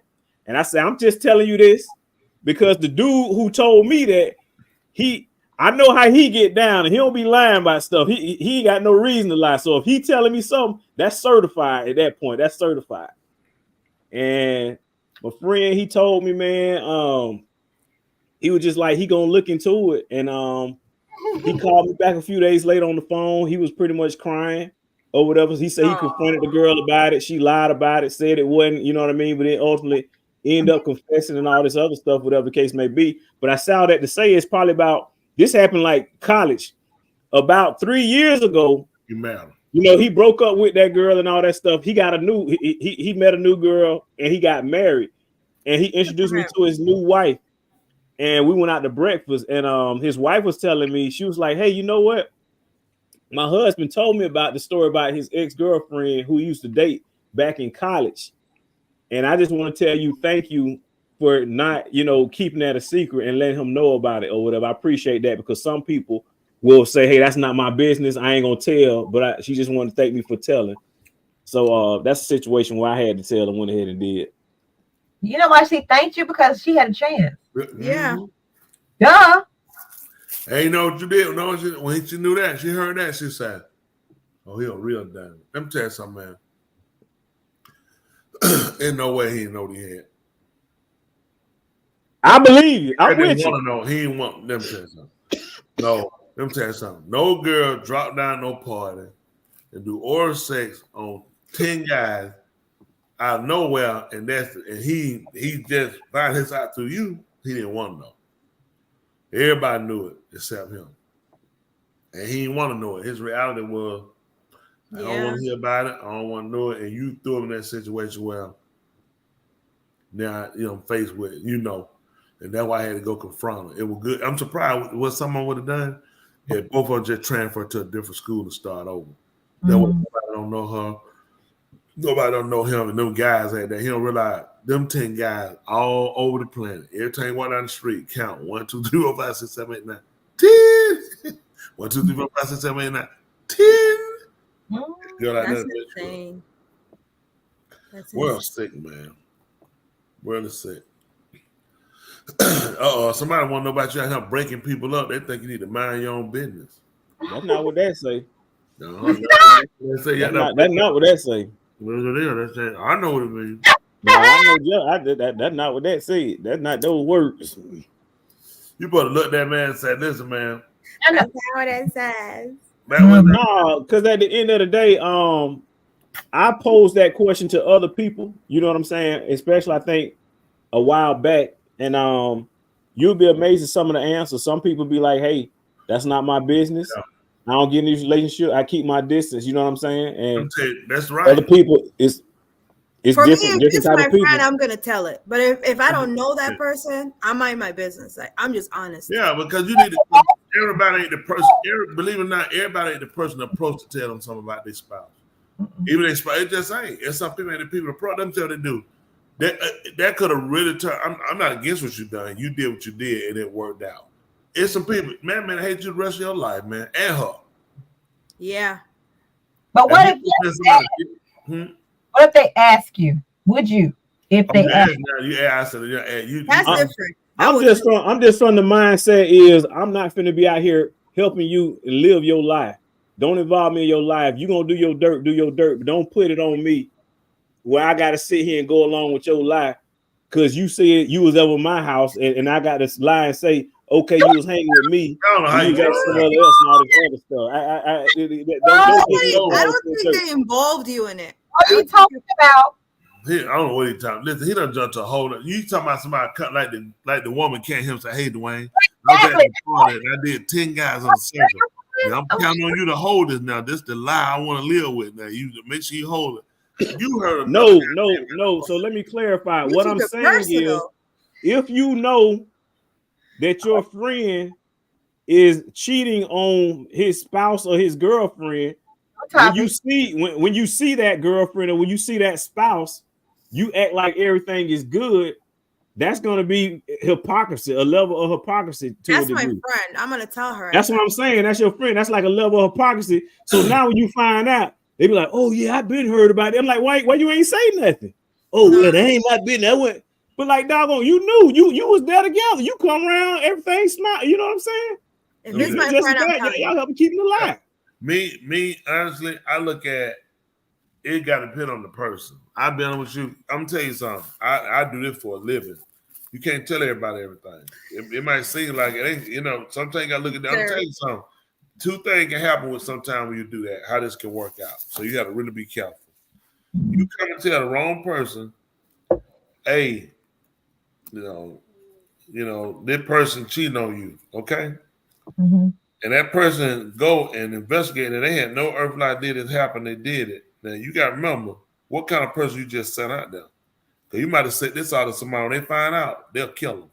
Mm-hmm. You have your hand tied behind, had you stayed. They said, "Well, you trying to get around your mind. If I'd have stayed out there, open up my." And when someone cut it off, it don't stop. It can go deep, it can go far, and a lot of folks get hurt. So, you know, you have to really look at a lot of stuff when you say that. You know, I help because it's like I get involved. I can also criminally become involved sometimes for igniting something. So I think the key word is friend. If this someone is my friend and I'm in a close circle, I disassociate myself with it because I be like, "Yo, we ain't friends no more. I don't roll like that. Keep me out your friend circle. I ain't got nothing to do with that. Don't come bragging to me about how you cheating on your spouse. I don't want to hear them stories." Hold on. Let me ask you a question. You were like that in college? No. That made no sense. You in high school, you don't seriously? You said in college. Yeah, I was in college. It used to be like if you cheating on your girlfriend, don't come around you with it. So listen, okay. let me tell you why. Let me tell you why. Please. Because I have sisters, I have relatives, I have female relatives. And when I seen them get cheated on and I seen how bad they took it and all that other stuff, I like, yo, it kind of make you think full circle at that point. You be like, hey man, it's more to it. You see, you as a guy, you just see the fun side of it, but you don't see the damage and all the turmoil that it actually caused on the flip side of it. And you be like, man, well, if you don't want nobody to treat your relative like that, then don't you go out here treating other folks' relatives like that. You need to be 100. Can I say that? I ain't hear what you said. I've never seen it was low. Yours is low. Did you ever cheat? That's what I thought. That made no What sense. did she say? Wow. What did she say? Tuli, it was low. The question was low, Tuli. Stop it. Stop. It makes no sense. The question was low, Tuli. Did you ever see? Tuli, conversation going down. Nah. Turn up your microphone, Tuli. Conversation is bringing it up. I said, hey, welcome to the show, Boston. What's going on, buddy? You got situated. What's up? Charles Bostic, the law doctor is saying here that he's cheated in the life, but then again, he will get mad when others cheated. That man said, let me ask something about that man. How much said man? Listen to that man. He said this has always been his motto, even in college. If you cheating on your girlfriend or cheating on your wife, don't come to him. He ain't gonna be a part of your lies and your cover up. Don't come around him. Who does that in college? Not big. Nah, you can't be big snitch in college. That's but he cheated. But he cheated before. First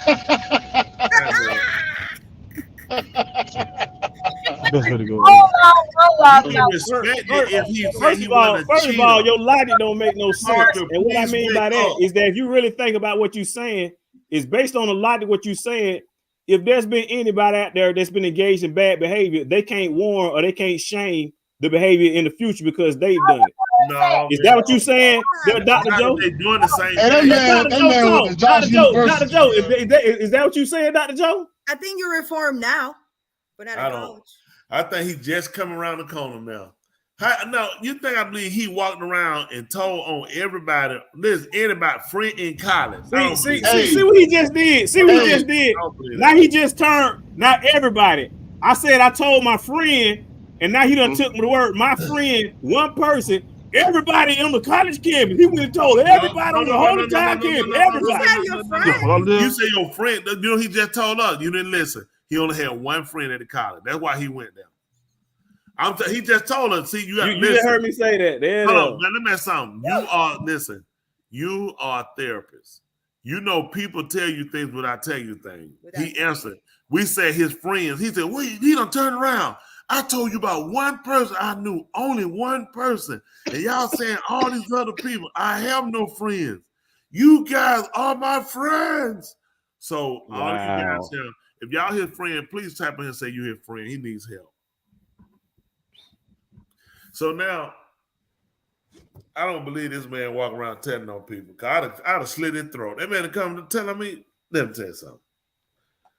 I was wide open my day. So it wouldn't have been none of that. Man, you'd have cut your throat. You could have done that back then. That man's throat been cut. You know what I mean? Then what? Oh, why that man been hanging upside down? Throat slit. Hey, it's only one reason he'll do something like that. Yeah. Hate him. You already know the reason why he'll do something like that. Tell him why he'll do it, boss. Man, that man won't get no women, man. Hey, that man. He done just struck gold first. I think he about to finally make it. Listen, you finally about to build the bat, little doctor. You welcome. You finally about to build the bat. He was looking around here. He said, "Man, nobody talking to me. I gotta bust these relationships around. I'm gonna start snitching. Just start telling on everybody. See the security guard nodding or something like that. Somebody got some extra food in the cafeteria. Somebody ain't using a number 2 pencil. It's bad. I know him. There's no way he left none of them draws. When you do that, you hold it, you keep it's going down. You don't go this way, it's going down. That turtle head, I went, turtle head. Every time that's turtle head. Dr. Joe, tell us, have you passed gas yet? Whoa. Yeah, come on. I know it. See, you thought about it. You said, I got to do this thing, man. Akuma Matata. You know what I'm saying? I'm gonna go in my phone, I'm gonna quit you on home. Have you already passed gas? No. Are you serious? Well, yeah, not in front of Yo, not on purpose. Who you think not on in purpose? Not in front of you. You have not No, that's wrong. That's wrong. You're on a right now. You're on a rocky relationship. Until you go in there and fight, it's gonna be just that's gonna sell it. Cause then he was like, see the poop. Like this the turd right hanging down, right? So when that wind come through and hit, that's the poop. So everybody got a turd hanging down, right? It ain't all the way out. It don't take much of the drop. So your body that went and it slap it and it take it out. That way the poop will let them know what they can live with. You gotta find out now, 30 years, 40 years from now, you find a pad. How long is it gonna be? 40 years from now? He would never know. That is sick. That is sick. That is sick. Who else? That is sick. You have to let the man see. Listen, one law. They do the law. Tell me when to stop, okay? Right there. Y'all see that law? So you know, so the government, yeah, that's what you got. And just leave it in there, like, they're like, you're like, no, you're like, no, you're like, oh, no, they're fleshing. And he can stand up, and he's standing up by the toilet. He said, "Don't worry about our fleshing." That's the good one. He holler. Somebody said, "Do you gotta blow the house off." You know what I'm saying? That mean that marriage is gonna work. If he said smell like flour, he not being honest. He's being probably like, we're gonna burn that side of the house down. That's how I know you're gonna be together at least 20 years. He's being honest. It smells like flowers. Oh my goodness. Will you please hibiscus flowers. You know what I'm doing? You know what? They used to sell it years ago. Poop spray. Y'all remember that? They still sell it, right? Oh my god. What is wrong with that animal? You're an animal. That thing blew him back. Who thought you were finding incredible, huh? Either doo-doo with the door open. Why? That's all we saying. You gotta get real with it. Sometimes after I call to us and tell her, she can stand right there. We're like, that's tight. Oh, I tell you what, you know why she can stand right there? She don't have to hold her breath. Say what? I don't believe that. Well, okay. Hey, well, hold on. Y'all been married for like 20-some, 30-some years. Do you boo-boo around her? Did she boo-boo around you? No, she can't do that. We unequally yoke on that. Did she poo-poo? Did she pass gas around you? No, she do. She's that thing said, bro. She's ooh, hell. Listen, you try to blame it on a hiccup. Ooh, that was a hiccup. Listen, let me tell you what it go right here. So this how it work. Like if I would say, she said, "You nasty dog. I don't believe you said you can't go behind in that bathroom." I'd be like, whatever. That stuff don't move me. Then hell, she go, it's that. She said, oh, that's L. I said, you know what? It's like psychologically, you thinking like, okay, she ain't poop.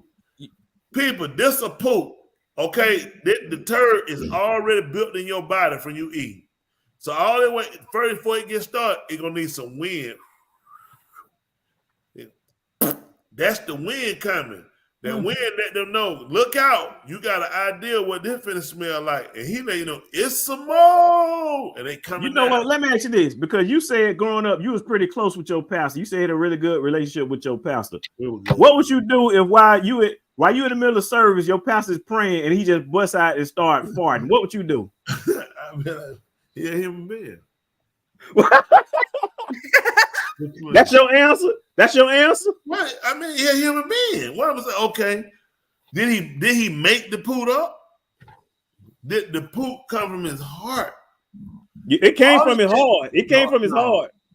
It was in his heart. He probably passed gas hard, but that didn't. Hey, at that point, that man defiled. No. Listen, that's the first time my pastor, I didn't think my pastor used the bathroom. And we were going fishing. He had to use the bathroom. He said, man, I use the bathroom. I said, he went and used that bathroom. He's done for a minute. I child well, like, he's been up for a while. I'll be all right. He's done for a while. And he finally came out of that thing. When I tell you that thing stunk. God the mighty no. I said, woo! He came out, had a belt, had his shirt tucked in real nice and belt. I said, God the mighty. I said, man, something crawled that man to die. Like, that's why you got to try to get it out. You know what I'm saying? Because I'm like, woo. But I'm telling you, Tula, you come and stand on you back, it be stinking. Can you not talk to me? Look at me. Can you talk to me? When I'm on the toilet. Mm-hmm. Thank y'all. And breathe. No. Don't get mad and hate. Don't get mad and hate. No, Tony. Listen. When that wind gets she just loves you that much. Listen, That's what happened. That wind kick. That wind. Like I can't hit. It gonna hit back, and that's why it dropped. I'm trying that's to tell you. bad business right there, but that bad business. Then they go to boo. That and it open the flood. They gonna pop. So what you gotta do? You gotta have a tornado going and come. You gotta have it. Listen, tornado had a tornado at the bottom. So that wind keep hitting. So, you gonna stare that bit, boy, huh? You ain't gonna drop. Okay, I know what you're doing. Bam! It gonna trigger one thing. Gonna go bam, bam. You like, my stomach hurt. That's when that thing finna come down. Like in the morning, I try not to leave for you the bathroom. It's bad. I done left out one time. I said, I can hold out. I can do it. Now I'm gonna got this other vision. Listen, I barely made it back. That thing just it's like somebody was up there pushing it down with both their hands. That first one, I can't hold that one. I done tried, man. I can't do it. That thing be like, listen, bro, I don't let you lay up in this bed and sleep. We're not doing this, man. I want to send a special thank you to all the wives out there still watching their husband draws who tell stories like that. I appreciate y'all commitment. Listen, you know what? No, I ain't bringing no turtle head draw. I throw them away. I got no draws. It don't matter. I ain't got to bring no draw home. Watch if I see them, they're going to the trash. That's right. I'm not finna bring them. No, listen. Who is this Derek Lawson? He's hilarious in these comments. Derek Lawson is hilarious out here in the comments. I would throw them draws away. I don't want to see them. I'm not gonna keep it. Was he the one who said that his girlfriend held it in that's right, it is. They're not from the country. They don't know. You gotta stir. People sit there. You can't let that thing bounce in that toy. That thing, boom, and then boom. That thing do that thing and poke around and then go sideways on you like that and stretch out. You done. Because then the toy done got like when it first come. All right, this how it started. I'm gonna educate y'all there one-on-one. Tony, you wanna know? This how it happened. Okay. Originally, this how it happened. Say you've been eating, right? You've been eating today. So that whole time you've been eating, it been building up. One turd is in front of all the other. And it just laying there. You know what he's saying? You know what he's saying right now? He asked the other one, like, man, what you doing? What's up? You know what he's saying? I'm hanging out. Mr. Winnie, come on down there. And he'll say like, just and he be like, I'm good. They like, what going on? And he be like, I'm good. I'm just hanging.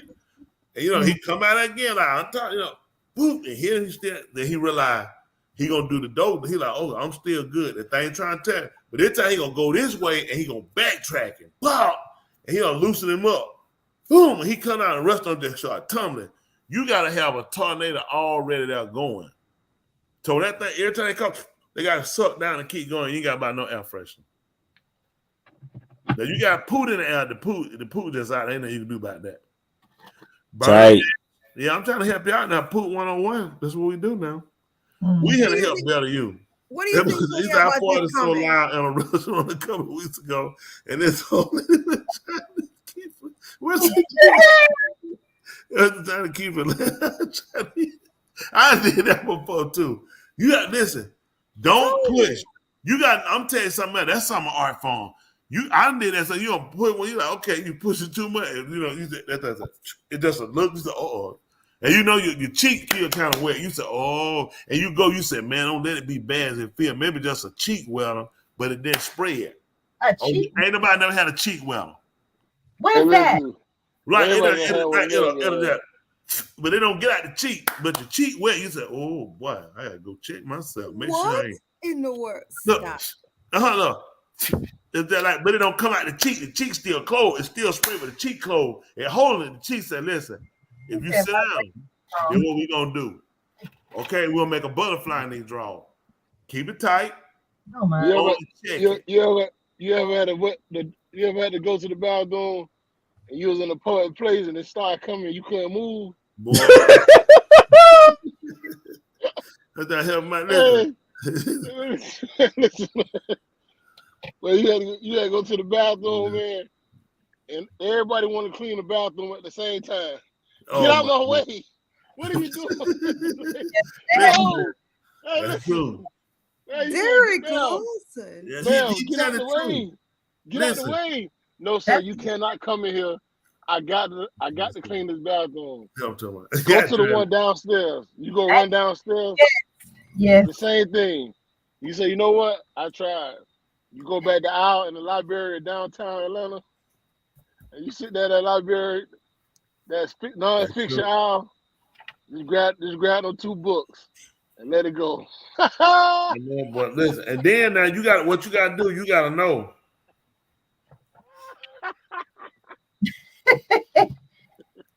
That's sad. Oh man.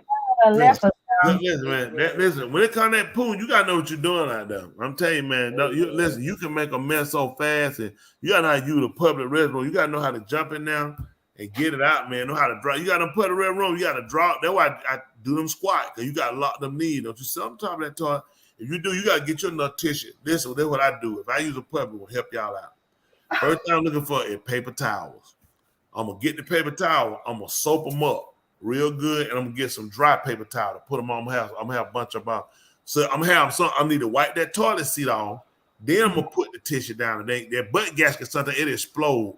Cause as soon as you put it down, I hate them toilet things. Just it be flushing on its own. I don't like that. They make me nervous.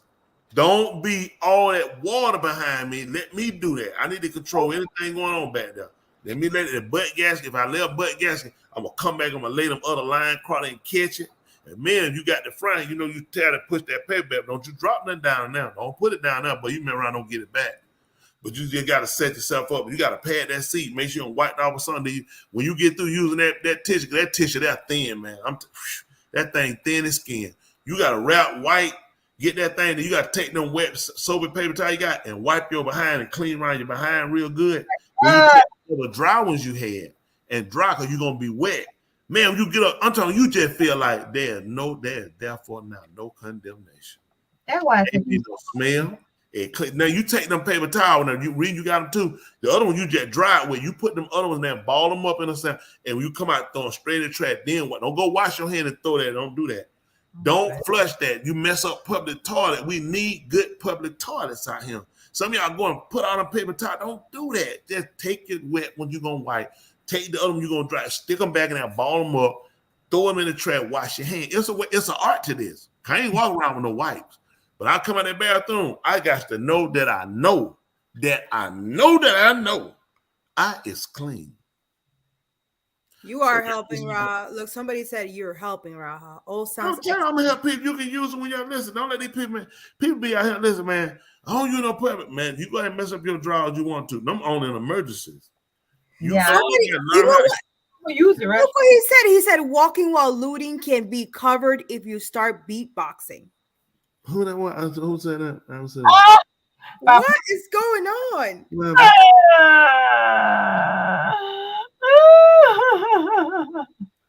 Oh, what happened? I missed that one. He blames it on his kids. He probably meant pudding. Yeah, he meant pudding. Pudding what? Oh yeah, listen. Pudding in public. I'm telling you something, man. I don't know about it. Now, this is something right here. If it's a crowd and you get a poo off, but like poo and move, you gotta know how long it take your poo to smell, because you need to be a little distant where they'll look at each other and they won't even count you in. If you poop wrong, it's gonna leave a trail and they're gonna see the smoke coming from your behind and you'll get caught. Listen, I pooed and moved, and you gotta be preacher. Well, then listen, this is like the most fun stuff. You get the pass gas. Listen, you get the E/4 pass gas, right? So you pass on down and you get somewhere you can watch this. What was that? And you're like, that's me. And y'all don't know it. And you checking them. I love it. Andrew, I'm proud of you. Man, I'm jealous. And I admit it. I'm jealous. What in the world? I'm supposed to be here. And I'm not. And I'm jealous. Man, I'd like to get that off in public. He blamed it on his kids, and he started to make noises. But hold on for a minute. Oh, you don't know about making noises? People know. I'm talking about you too. I'm talking about passing gas. You don't make no noise. You never make no noise. You just got to go to the bathroom or a place where there's nobody there. Let me tell you what's most embarrassing. Walk in the bathroom to fart. That is the most. A man will you go find a bathroom to walk in just so you can fart and turn around and walk out? No, who would do that? I would. Are you serious? Go to the bathroom and see if it's quiet and Pass gas? And then blow the bathroom up and no, I'm not gonna do no. No. So where do you pass gas? The sanctity of the bathroom. Where I turning. You don't go in out of poot. Huh? You go to the bathroom to urinate, drop a load. If you got a poop, they gonna have to deal with it out there. You do not take that in secret. That is not a part of humanity. That is not how this humanity, how the human society had ever been built. You let that thing go right there among them people. Now you can lie about it and you can hide out. You can blame it on a kid. Whatever you got to do. That's the only lie ain't a sin. They look at you and say, "Excuse me, did you pass gas?" You look at them and say, "You think I passed gas?" They say, "Oh, now that let me have it." The whole time you saying, "Boy, I tell you caught me." Listen, you don't admit to that stuff. Hey, you just pulled it. You look like, who you think you talking to? You pass gas? Do you think I would pass gas? Oh, you see how you get them, you change them, how you get off of that. Say, ask me, did I pass gas? Do you pass gas? Hey, you must think I'm your child or something. You don't be questioned. What? Then I'm for like, oh, he winged her to ride. Everybody out there for it. You know they looking at this guy is losing it. But you got what? The fart gone, but you got to push it off now. Because they done blowed your comedy high. So you got to change the conversation, man, like you've been attacked. You see what I'm saying? When you yourself just a victim, because you had to let fart go. Shaking my head. Listen, but some people find it a passion. Look at, I love to do it when people walk into and use it stand in front of the work.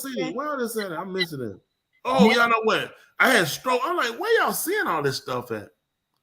I love to do it when people walk in. Yo, don't talk about, man. What is going on? Oh my goodness, man, that's sick. I like that.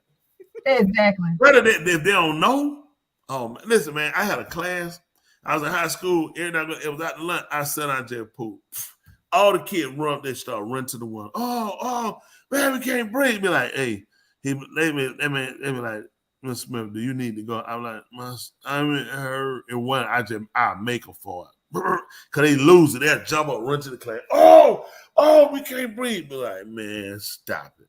Do you remember Tulip? Y'all know they take the little stuff from the it can come out from the before they bust up the asphalt. It's called a poot rock. You ain't have a private school kid will bring it and bust it, and they'll smell it whole house be standing. Y'all had to know that too. Horrible. They call it poot rock. It was black. It comes from the so asphalt. disgusting. It's black.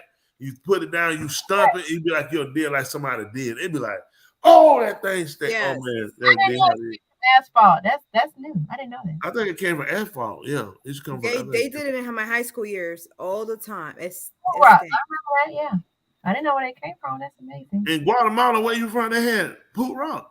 I went to high school in New Jersey, preacher. Well, you were 19 then. That's college. I came here when I was 9. So what did you know what do you feel like they educated you when you was over there? It was like light years different when you came to America. Well, that's where I was taught a young lady does not do this. A young lady does not do this. But when I came here, it was a different world. Yeah. But I blame that on us. You're not gonna sit up here. Oh yeah, I'm gonna blame it on America for sure. Like we a third world country. I'm sorry, with all due respect, Charlotte. I am gonna blame it on America. Because when I came here, it was a different world. It was like exotic women. The dress code was different. I was not allowed to wear like other than skirts past my knees. Over here, it was like, what is that you wearing? You look like an old lady. It was like completely different worlds, and I had to evolve to kind of. Men want women from other countries because they said they're more. I don't know, but I know that I was not. It was a different world over here, in every sense. With teachers, had kids spoke to. It was just a different world, and I had to evolve and I had to adapt. Mm-hmm. But in my country, there was no such thing. Like especially grandma was always like, "You don't do this, you don't do that. You're a young lady." Yep. Grandparents were real fundamental and instrumental years ago with certain things on, helping it. And you know how important and vital grandparents are. And that's another reason why socially we're broken he up. got my food. We don't say mother and fathers in the home. Think about it. That's mother. I order food. Don't pick on nobody. I get my food. That man lost. I had a mute for a second. So you think, I had to mute you 1 second while you're doing it. He said, don't pay on my food. I didn't know you wanted to hear that. You want to hear that boss? We'll unmute you. All right, you're unmuted. So then think about it. When you're trying to raise families, a husband and wife, you need those grandparents there to be instrumental in explaining why they did certain things. Like a child will say, well, when an adult, well, you just whooped me. I didn't just whip you. This was my understanding. This is why I did certain things. Yes. And you need to understand. And it's a lot of stuff people don't realize you don't know. And you'll think you know. You know what I'm saying? And you don't know. You need those grandparents. That's how they hurt us too. We always say, oh, they hurt us taking the fathers out of the home. That's not true. If you look in the country, it was the father, mother, and their parents were living. Yep. So those kids knew their grandparents. Yeah. And because people of color live longer, some of them knew their great grandparents were living. Someone knew my grandmama 90. You need to make a joke. Your grandmama 100 years old. Y'all remember the joke you live? Your mama 99 years old. That was funny. Because people live old, they say your parents that old. People lived there. It was common. And we look, hey, people got 100 years. Now you get 60, 50, 40 something, 30, 20s. I mean, it's wiping us out in massive growth. And it's because we don't know how to live. We've extinguished our older generation to tell us their mistakes. Think about it. When you look at what they call the Bible, it's a book of mistakes. Think of how you learn how to do right. You're only learning how to do right from other people's mistakes. That's right. The book is a book of mistakes. Everybody try to write a book of perfect. That's true. It won't sell. I mean, because it's not practical. Yeah. The book of mistakes allow you to realize, don't do this. This is how I missed out on this. Yep. Doing this caused me not to do this. I agree. You're learning how to do right from the mistakes. So you need those grandparents because parents are first time. This is your first time. A grandparent said back, there's no way the child of the parent or the grandparent has more sense than they have. It's impossible because you've gone through what they got to go through. You've done it. So you say, you got to understand why. Absolutely. But now I see the error and say, if you go this route, you can eliminate a lot of this. But you made your mistake. Let me make my mistakes. This will be your stupidity. Yep. Because they were involved. You knew your grandparents, didn't you, Tuli? Yes. I knew my grandfather. I mean, it was 78 of us by the time he died with me, and there's over 200. But shoot, it's like he was daddy over everybody. Over everyone. They all knew it. Everybody knew they called him daddy. A lot of grandkids call him daddy. Us too. Yeah, for us too. He was it. Everybody knew. Everybody's under him, under his shadow. He drew everybody to come there. Daddy, like, we're going home to see daddy. If it was Christmas, Thanksgiving, you go in the country, he was living. If you go, hey, daddy, you go there to see him, just to see him. Some people understand, And then, everybody would did their thing. He came, he was there. They dad, and make sure he ate first, make sure things was done for him, and not his daddy. Yeah. Other day, even Mother Day, because she wasn't living, so everybody went to see daddy. If it was Father Day, Thanksgiving, Christmas, you're going to go around because dad, he's the big guy. He's the oldest person of the family. He's responsible for everybody. So you came around with to get that wisdom or just embrace he's alive. We have him here. And that's something that's important now to kids because everybody now in this new generational thought of you can look it up on the internet. Worst thing you don't get experience now. Yeah, that's very true. Listen, the knowledge we're dumber. We might not think, and some people still read books. I'm not interested, but you have to read. It's so much reading you have to do now. Everything else go like look at Love Doctor. Everything he told you is where we at today in society. Man, just look it up on the internet. You don't have to know it. Just look it up. If it's an answer to a question, you can type it in. They got websites. Yeah. Hold on. Preacher. You can't just skip over what you just said. What was that? You said look at Love Doctor. Like, what about him? Oh, you mentioned earlier. The man said, listen, he cut Tula and Joe down. He said, first of all, you see him trying, he cut them down. He told them, first of all, they're going to college. It's not about learning the subject. You're not supposed to learn that. You just learn how to pass the test. We said that man like, what? He said, see, that's your problem. You trying to cram this information, get this information. No. You need to learn how to pass the test. If it's 30 questions, you need to know how many you need to pass. Study for that. Don't worry about nothing else. Don't learn the material. Don't learn. He said it's not about learning. He said you'll get that just later on in life. I'm like, I don't know where it's gonna come from. So basically forget the bar. I need to pass my exam to get past the gate. Yeah. The man sick. He's sick, man. The man sick. I don't know. The man passed sick. Bro, it's over there. Confederate 48 asked about you too tonight. He was on his phone, died out. Man, listen, man, my driver what? I said what's shaking. First of all, these two things you don't do when you're the driver.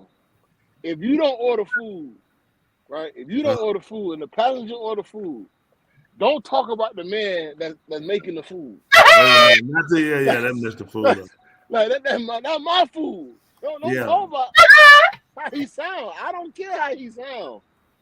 I gotta eat my food, man. So you hungry? Yeah, that man ain't finna spend my food because you don't like to do. I ordered food. That's it. Now I'm telling you, be good. That Tropicana, is that Tropicana still good down now? Oh yeah, what that Polo Tropicano? Hey, that when we went to Pollo Tropical. Pollo Tropical. I know yeah. Hold on, stop. Hey, bro, I know she put that extra on there. You're not gonna do that.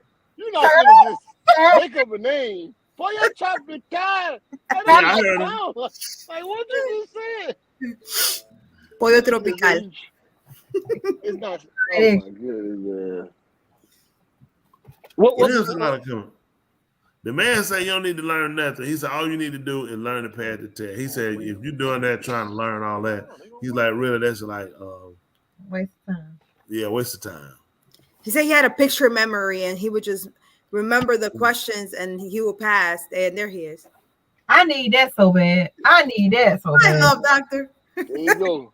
There you go. Hey. We were saying about your great ideas that you were giving us earlier.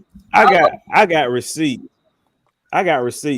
What I want to do is, since I got receipts, can I show y'all my receipts real quick so that y'all get a better understanding? I can show you my receipts. So we can see it. Hold on, make sure we see it now. All right, here we go. Hold on, make sure we can read the whole thing now.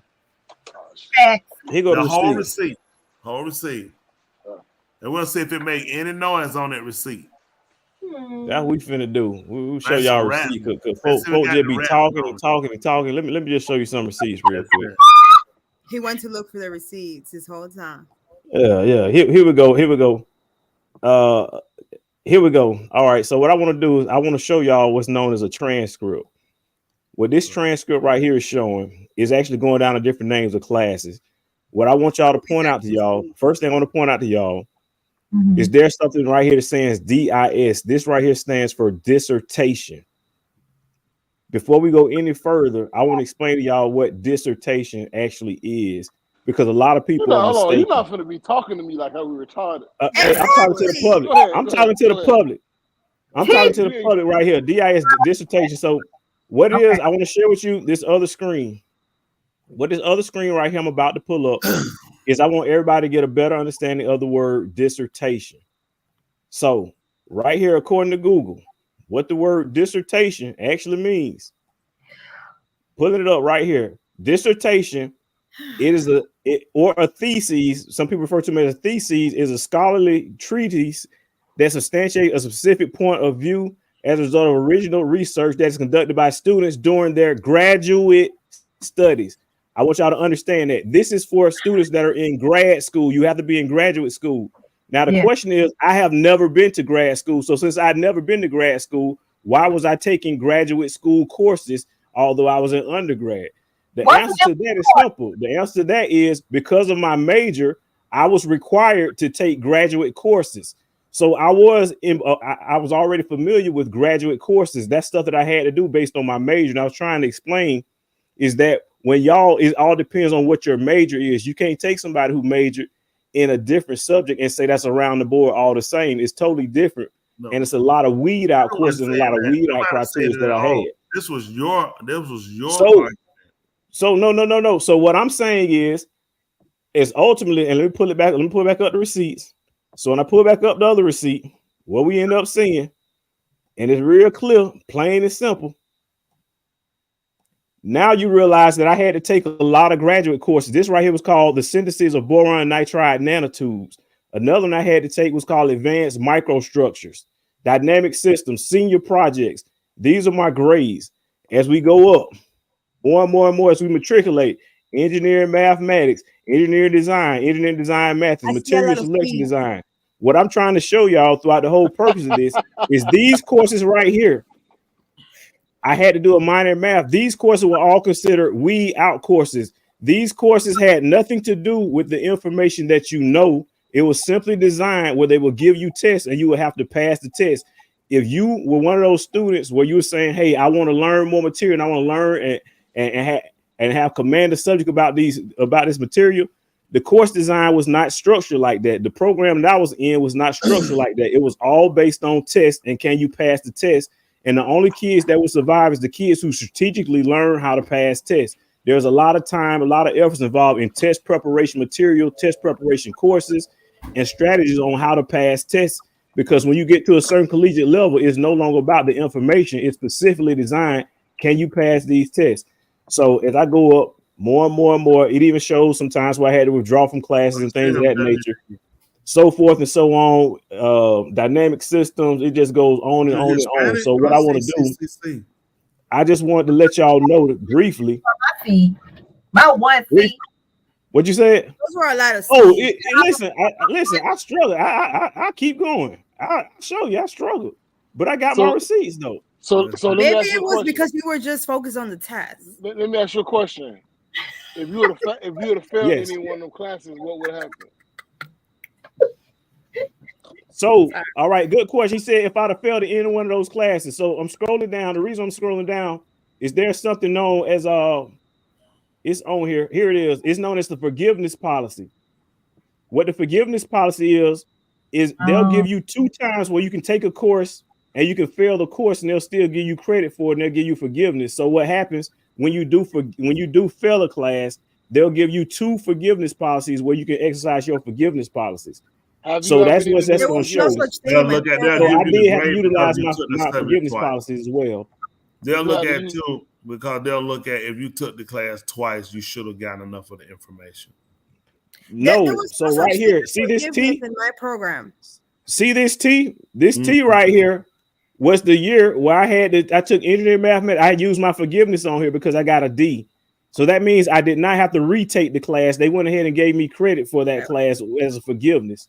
The other, when it comes to my GPA as well, the other one is I withdrew. It was called thermofluids. This is one of my toughest semesters that I have, and it was just in my fall.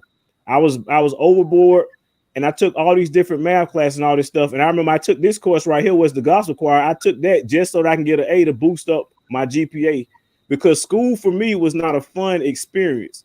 It was nothing fun. It was nothing entertainment. It was nothing where I would look forward to going to school. It was something more so along the line is I knew that once I graduate, I knew what the opportunities would provide for me after I graduate. Let me just suck it up and stay focused to do the best I can in school. Mm-hmm. It was nothing. It was not a learning experience. Probably about 5% that I learned in school, I actually used once I got into the real world. So when I'm telling you that school was nothing where I had to learn and focus on learning the materials, because there's nothing in the material, in the doctrine, the curriculum that actually I applied outside of the classroom environment. So they basically trying to get the code books. You're looking at the codes anyway. That's all you're doing. Codes and spec, they run you through a lot of stuff. That's all you're doing. There's another forgiveness right here. I had to take calculus with geometry part 2, and I got a D on that.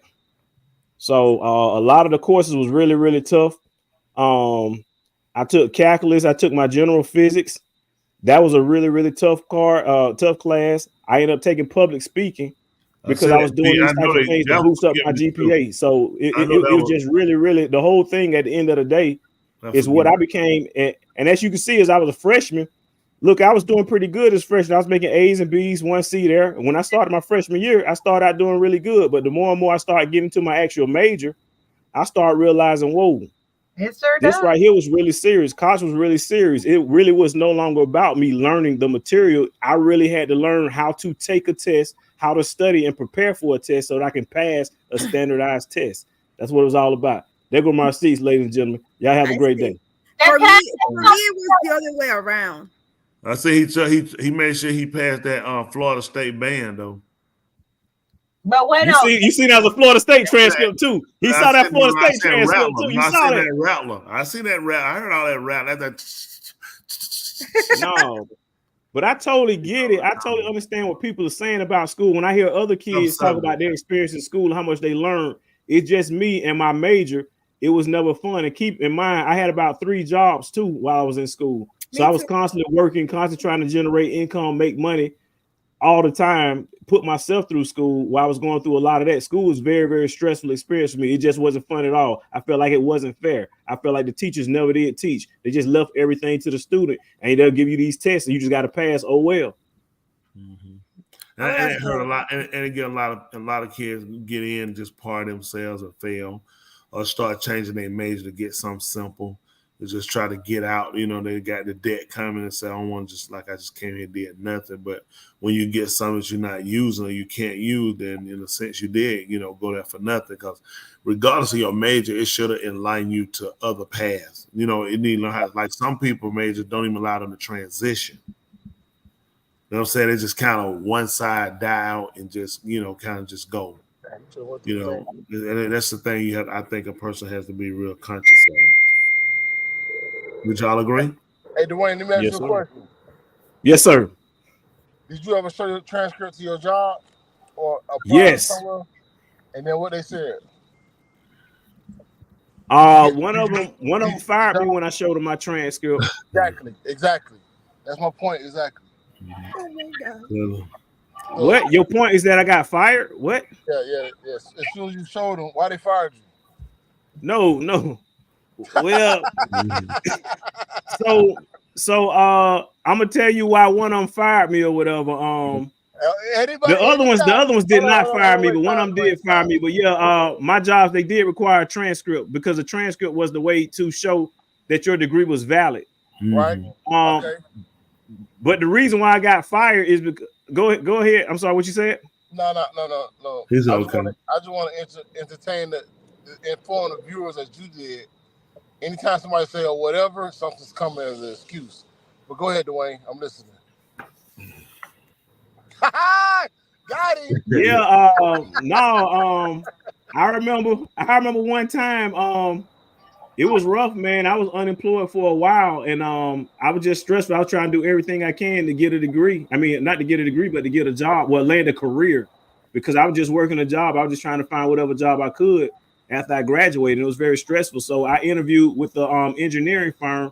The interview and everything went really, really well.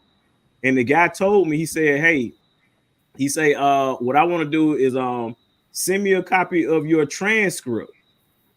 And based on how you did on your transcript, that'll determine where I'm going to hire you or not, because I really did like your interview.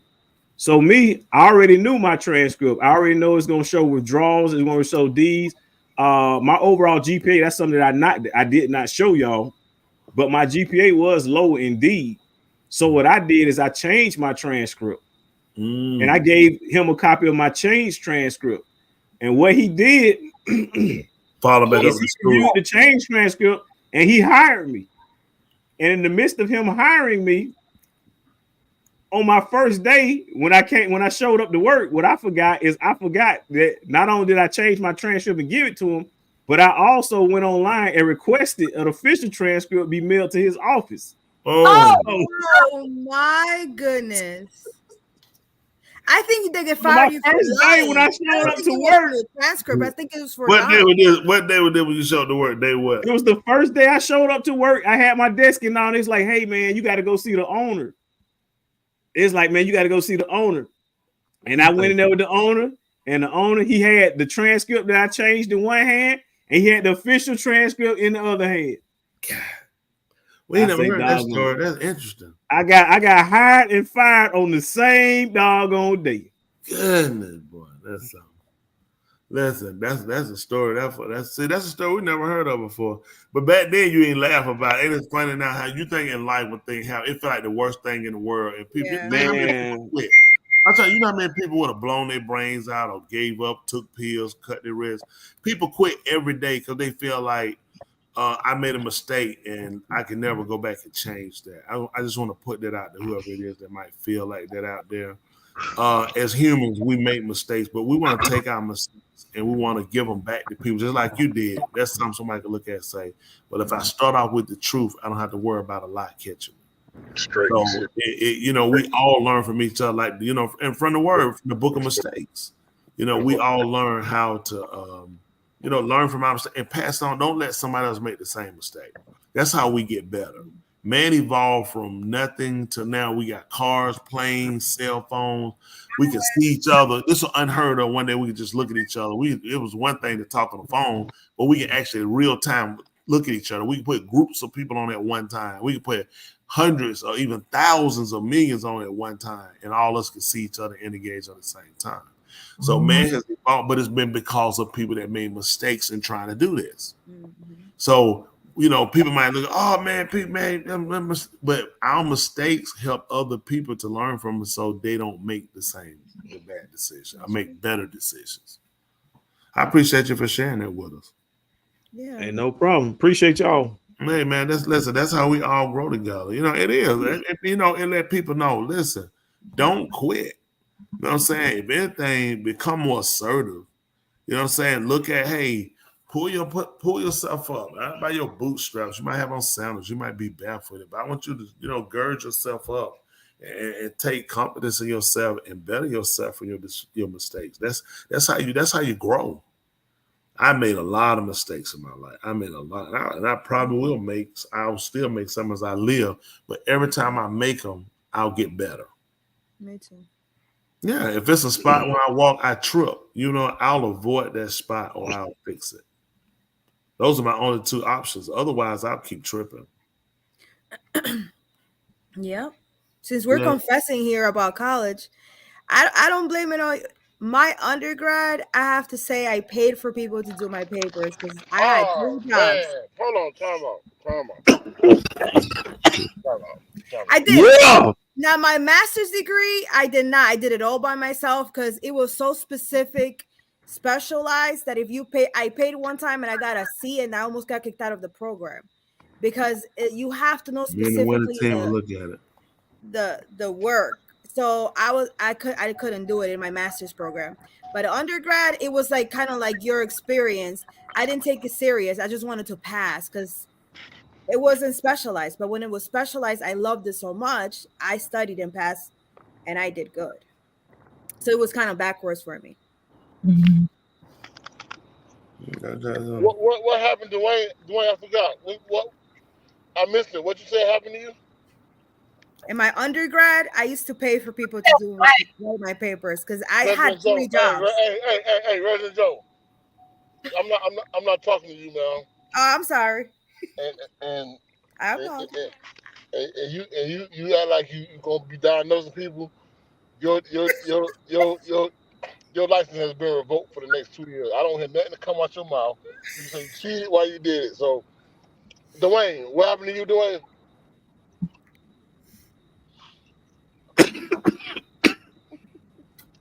What happened? Are you? I can barely hear what you're saying. Are you saying what happened after I got fired? Is that what you asked me? Yes. Why are you so smart when you correct other people, but then when I ask you a specific question about why you got fired, why you got fired, bro? Like, what happened? Oh, you saying you did not hear the whole story? I explained it. I didn't hear it. I need to hear it. Oh, you had to go back and rewind to the show. You have to go back and rewind. That's what you have to do. Whatever you said, preaching went on the trip. Well, don't kill yourself, and it's gonna be all right. Gonna be okay. Well, Smitty, can you tell me why Dwayne got fired? I missed it. Because he was hired. He went on an interview for a job, and the man wanted to. The last part was show us your transcript. You're not telling the story right. She not telling the story right. I don't want to hear from you. I tried.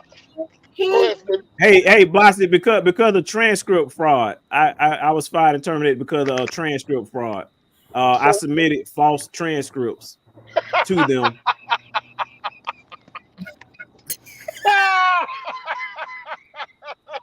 Oh my God. You know what, man? I'm still hurt. See, you laughing at. You don't understand how hurt I was. You really don't. Y'all laughing at. That was a serious blow. His name is transcript. I cannot believe you. And then he forgets he asked for an official to the school.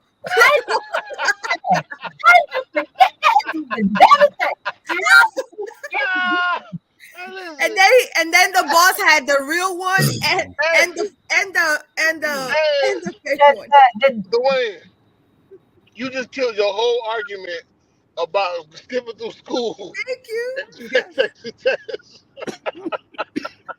What?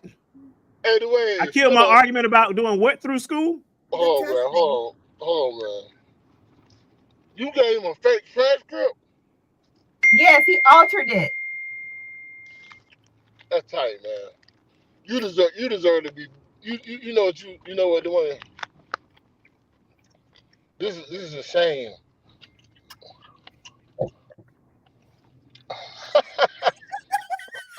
You know what, man? You can't be laughing at people folly, man. You can't be doing that, man. You need to be picking me up. That is.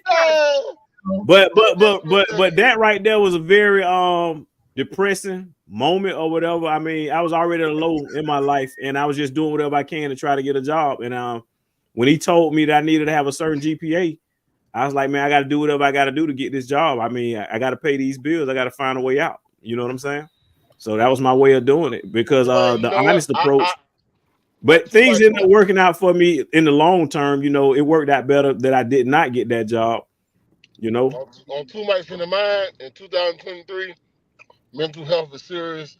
Yes, I got you. I apologize about that, but I'm from 2003, brother.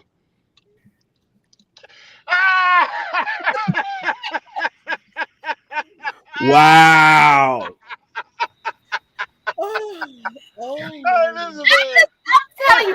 the part I really got a problem with is how you forgot that you said. How did you forget? I would have not requested the original one. Why? Man, we're gonna try it now. So early in the conversation, when you asked, "Have I ever cheated?" That was an example of when I cheated. She said she will pay. You know we were talking about women. I wonder how expensive this person. Faith, how expensive were you? Because I mean, I hated school, I hated tests, I hated work. I love to play. I love lunch. It was lunch. I love lunch and PE. Home ec. I didn't love school to my master program. Before that, I hated it. Dwayne, I'm gonna leave you alone. I promise. Dwayne, I'm gonna leave you alone after this. I'm serious. I'm gonna leave you alone. I just want to know your thought process. Like who changed it? Like who did the paperwork? Did you pay somebody to change it, or you did it? No, I did it. Yeah, years of experience. You know he did it. I did it. Yeah. Got to pass. Let me ask you this. On that note too, maybe you can share with us. What do you feel like now? Where you at now in your life, based on where you were then? I think everybody can see, you know, just how. I mean, I remember. I don't know how many times in my life, from early teenager till about 25, maybe, I thought about, you know, killing myself, feeling like maybe, you know, in your own mind, your world is, you know, cut short, or things aren't going your way, or you just don't, you know, you've already quote unquote predicted your future life that it's gonna dead end and not even made it. I never saw my life being this long. So that's what I'm saying when I ask you if you understand the question. The only reason I'm saying that, I don't want you to think I'm just asking you something. What do you feel like you learned about yourself from that time period to where you are right now? And how do you feel like that helped you? You know what I'm saying? If you kind of understand what how you realize how far you were from reality or what your reality was, if that's not too complicated. I know I kind of threw in a lot of different angles. I say one thing that it taught me now looking back is shortcuts. Trying to take shortcuts the way around things. Shortcuts aren't always healthy, aren't always resilient. And it more so shows me the importance of my character as it relates to what it is that I believe as far as my salvation. You can't take shortcuts. Understanding my humanistic nature is to take shortcuts and just realizing how I'm at a point in life where, shortcuts are not necessarily healthy, and the impact that it can play against your overall character development. It could be to you taking a shortcut on yourself in the long run. So that's one of the things. That, believe it or not, you just help somebody. Mm-hmm. That's what mistakes about. Right. The mistake you made was it improved you, but then it gives somebody else the look to say, I was going to take that short. Somebody, not everybody, but somebody say, you know what? I was just about to do it. Go a different way. But you know what? Considering time lost and energy, like said, that energy you had coming in, it just showed, look how quick. I mean, you shut down right there in your face coming in. It's like, where did they put you? What were you at in your mind? I'm just curious. Man, it put me, because I just had feeling, I just had finished, telling my family, like, hey, I got a job, I got a career, I'm gonna be an engineer, you know what I mean? Environmentalist, you know what I mean? I'm doing it big in this big time engineering firm. It's like, oh, my baby got this job, you know what I'm saying? So everybody hit me up like, Dwayne, how was the first day at work? And I just like, wow. I'm sorry. Wow. I know it was hard. That was hard to tell. Yeah. You didn't tell them, or you just played it off. Did you say? No, I mean, at that point, I had to tell them, I mean that just left. It's just it's a humbling feeling. It is a really humbling feeling, But and you know what, stuff like that is like it's almost like that's why it's important to take them classes serious the way you should took them classes serious. Yeah. You should have took them classes serious, man. Especially all right. When you say take the class serious, what do you mean? Be more specific. When you got them C's, them same things you said that didn't matter. So what I want to be transparent with everybody, when you see those C's and you see those D's, that was literally me putting my best effort. I did not don't go to class or sleep and don't take. I was not a lackadaisical student. I was a student sitting in the front row, coming to class, going to the teacher sessions, doing everything I had to do. I was literally doing my best, and those grades reflected my best. Okay. So when you say, hey, I need to take it seriously, I took everything I was doing seriously. I was paying for my schooling out of pocket. So I took everything seriously what I was doing. I just didn't get the results of that other A student. But Dwayne, you can't have it both ways. You can't say that I can't worry about the classes, I'm worried about the tests, because the test is not going to reflect the class. The class is reflecting of how you went through it. If you actually would apply and studied more and not worry about, okay, I'm just worried about the test, you would have took the class more seriously. All the reason I'm saying that because I know from experience. Because when I went into a class and I ain't take it serious, I got the C. But when I actually applied myself, went to the teacher and said, no, this is what I'm trying to do, and did everything I could, I get that B. Because what happened is that's going to drop my GPA. Like in nursing school, you couldn't even apply to nursing school and you have a 3.0 in UCL. So it had to be. So let me wait right there. So you're right. You had to have a 3.0 in order to enter in some schools. Guess what the GPA requirement is to enter into the engineering program? What? There is none, because it's a weed out program, and what it is specifically designed to weed the kids out. So they will accept whoever apply, you are automatically entered into the engineering program. No one is denied at all. They still only have few applicants because it is a weed out program. While you were off, I explained to you what a weed out program is. It's a program where the teachers specifically do not prepare you for what's going to be on the exam. They leave everything up to the student. I recall back a long time ago when Smitty was taking a class, Tulu was taking a class, and she asked me about how to study, and I was like, hey, you literally as a student, you have to teach your success is going to be your ability to teach yourself this material. And she looked at me the way she's looking now, but literally that's all it was. It was up in the air. The instructors that I had, they did not teach. They did not tell you what was going to be on the exam. If they did tell you what would be on the exam, it was a ploy, and it actually was not on the exam. So the stuff that you would study would not even be on the exam. They will weed out courses and weed out classes. So I understand what you're saying. You have a logical approach. If you have a logical instructor who wants the student to pass, they're going to prepare you and give you everything that you need. However, if you have teachers that are set there for you to fail, it's going to be a different result. Dwayne, let me ask you a question, bro. Yes, sir. I saw at least 7 C's. So that means there were 7 instructors that didn't like you. You want me to believe that? There you go. Man, listen, Hey, man. I got receipts right here. I had a teacher that used to say, it's not the pencil, it's not the table, it's you. It's you. I'm not gonna take this. You can let me give you an example right here. So here's an example. Here's an example right here. Look at this. I took chemistry. I got an A- in chemistry.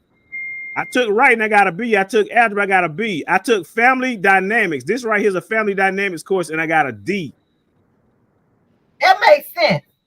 So see, that's a problem. And you want people to read. So no. Stop it. It's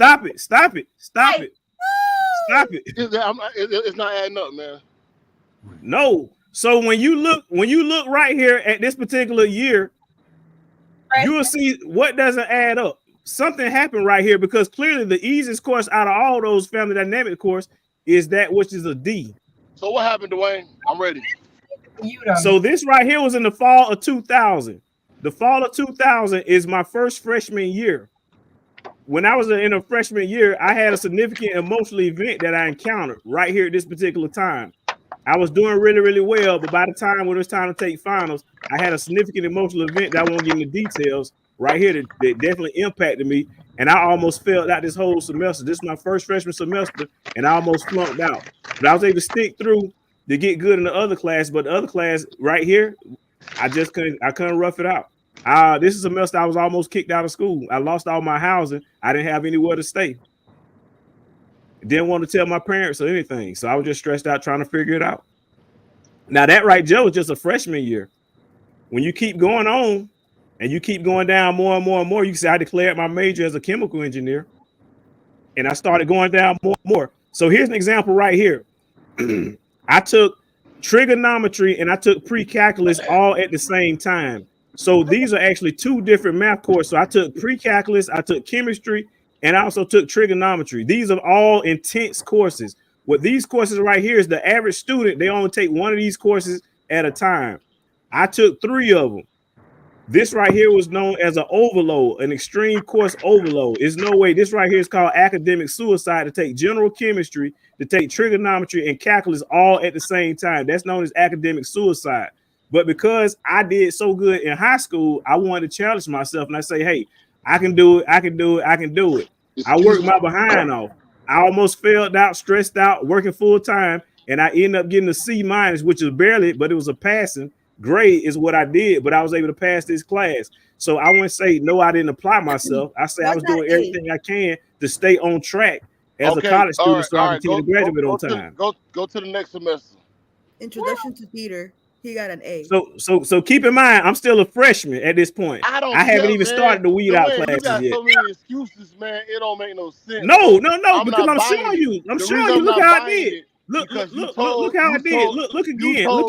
Right here, I took calculus, geometry, and I took physics with the lab. I took all these at the same time.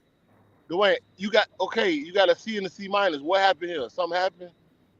What I'm telling you is that I did my best. You act like I ain't hearing that. You making excuse, man. That's my best. That's the best I can do. You can't keep trying your best every semester, bro. Dwayne, just stop it, man. What I'm telling you, listen, these are called weed out courses. These calculus classes, these physics classes, those are weed out courses.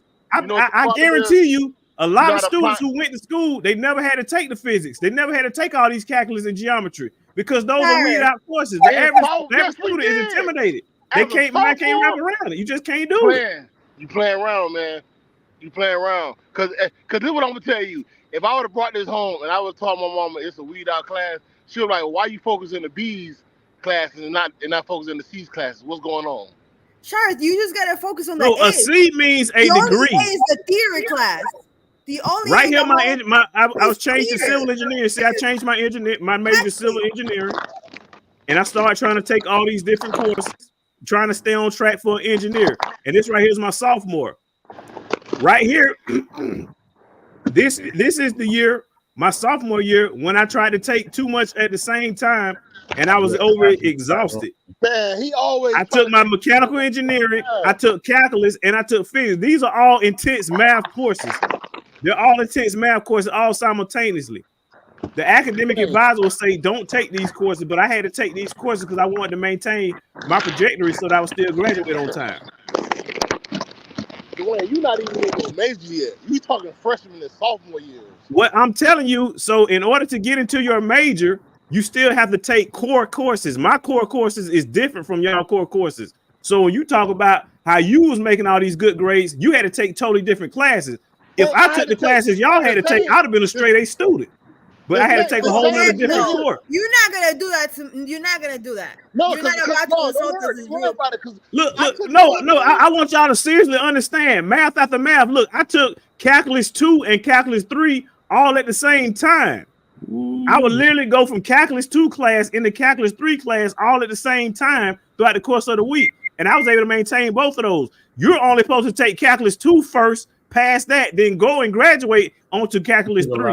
I took both of them simultaneously. So let me say this too. What happened with that?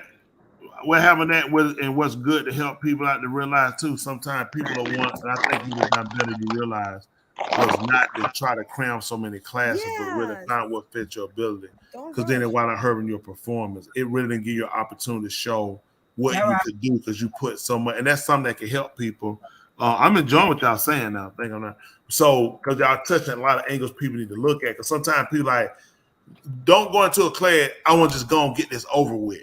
Because that energy in itself, sometimes you really have to prepare. When people might think of taking a semester off, depending on the person, it might be longer. But where you mentally have to be when you're trying to maintain a life, a family, or whatever you're trying to do, and because you really, college is better for kids that are at home. You really don't need responsibilities like that because you really need to be able to mentally function on the work. Think about it for you. How much pressure, impact did it play when you're trying to go to school, pay an apartment, pay a car note, pay bills, and study? Yep. You work a job and you need to work. You can't work at partners. You have full-time bills. Then when you try to do college, it'll burn you. College is really better at a young age. I just think I think that people need to stay home before they. I don't think nobody should come stay on the campus until they're in their 20s, 21. Honestly, I 18 said no. You need to be at home. That responsibility need to be off. You need to be focused on the work. To me, you right. You right, preacher. And I'll tell you this: whatever he just said, he developed that mindset of telling himself, I don't need to worry about these classes or take that test somewhere along his line. I'm trying to figure out where did that come into play at? Because if that was if you did that prior to going into class, that would have hindered you. Yes. Or if you found out after. So let me answer your question. What y'all don't know is that these courses, they only offer once a year. So the reason why I was stuck in a cram situation is either I take the courses this year at this time they offer it, or I have to delay my graduation an additional year. So there's a plan, there's a trajectory where you got to stay on schedule. If you want to graduate at a certain time, you have to stay on a certain projectile. Otherwise, you'll get behind. So believe me, if I had my choice, I would take it easy and I would just focus on the classes, do a little here and there and take my time. But the way it's a weed out program, it's designed to stress you out as a student, to make you want to quit and change your major to drop out. That is what it's specifically designed to. So what I'm saying is my school, my program, I did not have the support system where I would have instructors trying to encourage me to go to work and, hey, you can do it. You can make it through my class. they were already saying, hey, a lot of y'all ain't gonna make it. Y'all ain't gonna make it. See, y'all people in here, a lot of them, they gonna drop out. This is gonna be their last semester. Y'all not gonna make it. Y'all not gonna be able to do it. Y'all not gonna make it. And I was just to the point where I was determined I was gonna keep at it and keep going. If you notice, this right here says summer 2002. I literally went to school year round. What I mean year round is I mean every single summer, every single spring, every single fall semester, because I didn't want to fall behind my projectile. I was determined. The engineering program is actually a 5-year program, and I didn't want to stretch it out to being 6 and 7 years. So let me ask you a question. The engineering program is not a program that requires you to have a certain GPA, correct? Instead of get in. No. The reason why I'm hesitating, I'm saying no, but you are required to have a certain GPA in order to maintain your scholarships and your grants. What scholarship and grants? You say you had to pay for it out your pocket. So when I entered into my major, when I first started out, like now you can see as I start declaring enter into the mechanical engineering major, that's when I started losing my scholarships and my grants. Earlier when I showed you that I took that family dynamics course, and I showed you why I told you I went through a significant emotional event. As a result of that event, I ended up losing my housing scholarship. So I literally didn't have anywhere else to stay. And I was stressed out at that particular point. So that housing scholarship, I actually lost that my freshman year. And the more and more as I got and gained more and more classes, and they start pouring more and more onto me as far as schoolwork, I just couldn't maintain my GPA. So I did continue to matriculate through the engineering program, but I ended up losing my scholarships over the course of time. It's set up where it's almost it's like it's systematic. They know what they're doing. They know how they sign. They know how this program is designed to make you want to crash and burn and fail. And so, what I would do. This is my whole point. I strongly disagree for somebody to say you don't have to worry about the courses, and it's not allowing you to teach you anything. I just got to worry about taking the test, because what that is, that allows you a lazy mentality to not sit there and retain information while you're in the class to learn, because this is something that you can use later on, and just focus on the test. That's all. That's my whole thing. Because when we get to a point, and I have the mentality to say, I'm not worried about my grades, don't worry about the test.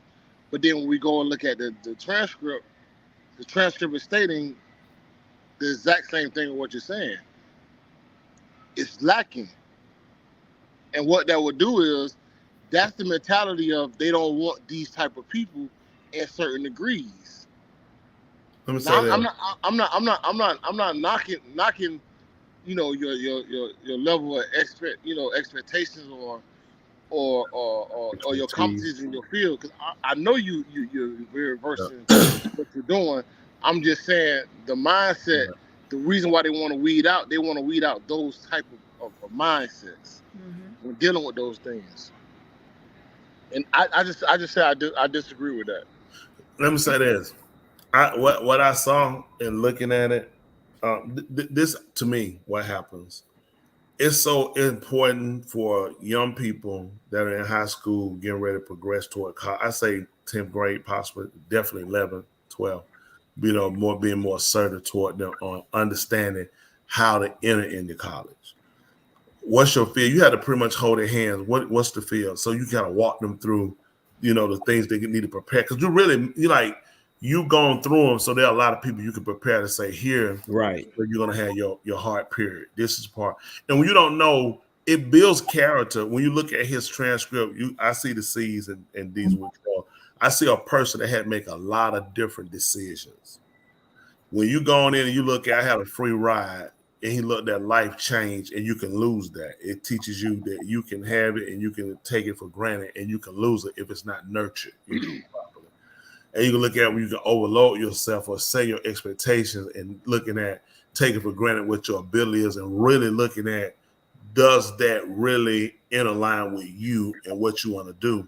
And so many of us just entering the life. That's why people, I think, kill themselves. I can't find myself. much kudos to people, that go to college, and all, and then even to go through and graduate complete because of all the different things you in battle. You got so many people that's older that decide want to go back. I always want to go. You got young people coming for the first time. You got people repeaters. People come back and they just trying to say, I got to come back in. I got to get some certs out, whatever it is that people come in to do. So it's so many different mentality of people, and the professors. Everybody in this class has a different mind, and depending on who they deal with, the people and who they're surrounded with, it takes a play on how they'll look at how they'll take the class subject. Because if the people around say, man, that stuff don't matter, all they worried about is this, or you feel like that's what I'm getting from my professor, because based off my grade, I'm like, to me, you're not explaining it enough. Because when I come back and I give you my answers based off of what you asked me, you say, no, it's not enough. It's not. But I'm like, I can't see anything different than this. So if it was more, I think you should explain it more. And I realized, you know what? It's about tests. You're not worried about it. So you think about where some people look at it where they've had great professors that have taken time to really student, to studentalize them to where not only they got them, they understand the other professors in. Because you go in, it can be hit button. This person, look, I gotta get papers graded. I got this, and this might not be my only job. So all I'm doing, listen, I ain't your mama, I ain't your dad, I ain't holding your hands. So you get it or you don't. Whatever make me no different, I got mine. It's gonna be your money wasted. You like, so I already know what I'm dealing with. I'm not dealing with a person that's gonna look at, I'm here to help you.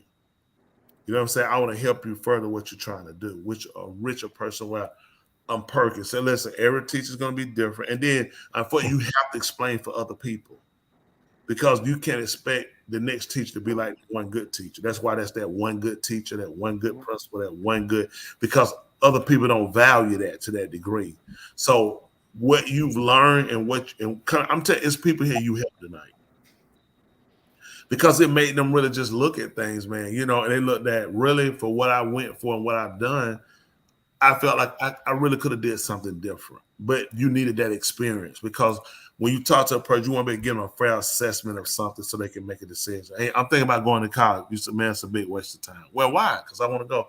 What are you trying to go for? Well, I was looking to go for, I just want to get some classes. Okay, let's look at what you're doing. Those classes you're going to help you do what? Well, I mean, it ain't about me doing it. It's just something I want to do for myself.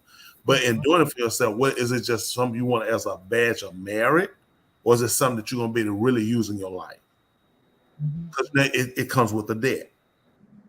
There's the badge of merit worth the debt. Or is it going to enrich you where it's going to help me make more money? In that case, it can pay for itself. You're not picking up a debt. You're actually picking up more income if it's done properly.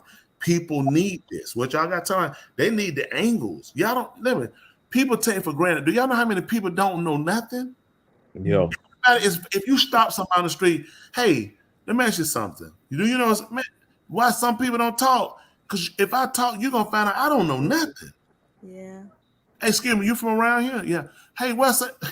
And I don't know nothing. I don't even know how to communicate. Do you know people don't even know how to communicate? People don't know how to speak. It ain't because I'm no mean person. Nobody ever engaged me. If we had a conversation, I wouldn't know what to say. You're a stranger. Stranger is danger. If you don't have real conversation, that's why people at wit's end, I don't know what to do but to kill you. I mean, you have a disagreement. I don't even know how to disagree. I know how to shoot you. You know how to shoot me. We don't know how to disagree without hurting each other. Right. Yeah. You have to have, when people get to that point where you went through, but you made it out. To me, I could explain to a person if that was mine. Here, you'll see I didn't take things seriously. Here you see where I struggled, but I stayed. I got to a point where I stopped looking at what drawing wasn't going to move. I tell them I can explain every grade. I can explain every semester. So when people can see that, people can respect them more than they can. Because some people just gifted with catching information. That don't mean they're the best employee. Right. Test grades don't really show you the real value of a person. It does help in a lot of cases, but a lot of times it don't show you character. Right. Because a person that struggles showed me you made all A's, so really this wasn't nothing to you. What happens if I give you something more than this? Right. I quit because I'm not used to doing anything more than what I know. That's why I've been good at what I do. You see, you want somebody in the city, depending on the field, and depending where you at and how you see and view things. Right. And some person that will at least try. I would want you to try. And I will know it. And I will say this. I want to be clear. I'm not saying the competency of Dwayne in his field. I'm not saying that. What I'm saying is, you know it's stuff. I'm specifically talking about the thing versus going to class for grades or going through a test. Yes. To me, college, what college is, it will give you an example of how you will react in life. To me, all colleges is saying you was committed to something for 4 years and you completed it. I mean, at the end of the day, further than the man did at 12. That's all about who will go to further. That's it. Because what happens is, Dwayne, the same thing that you went through, a single mom could have went through the same thing and didn't even go to college. I'm talking about, I got pregnant. This was a tough time in my life, and I wanted to do this job. I just couldn't do it. And sometimes those are the setbacks that you have. And so, which is understandable. There's nothing wrong with that. And sometimes, at any point in our life, that thing prepares you to something that's going to happen later on. What you talk about with shortcuts, sometimes that thing happens the same way in life. When you make certain shortcuts, you be like, dang, I shouldn't did that. But what reminds you about certain times that happened in school. Like, you know what? I did the same thing here, and this is what happened. And so I'm just a person that just say, you know what? If I'm gonna go ahead and do something, I don't want to make it seem like I don't got to worry about the testimony. Just give me the test. Just let me get to the gates. I don't feel that's the right mindset to go into something.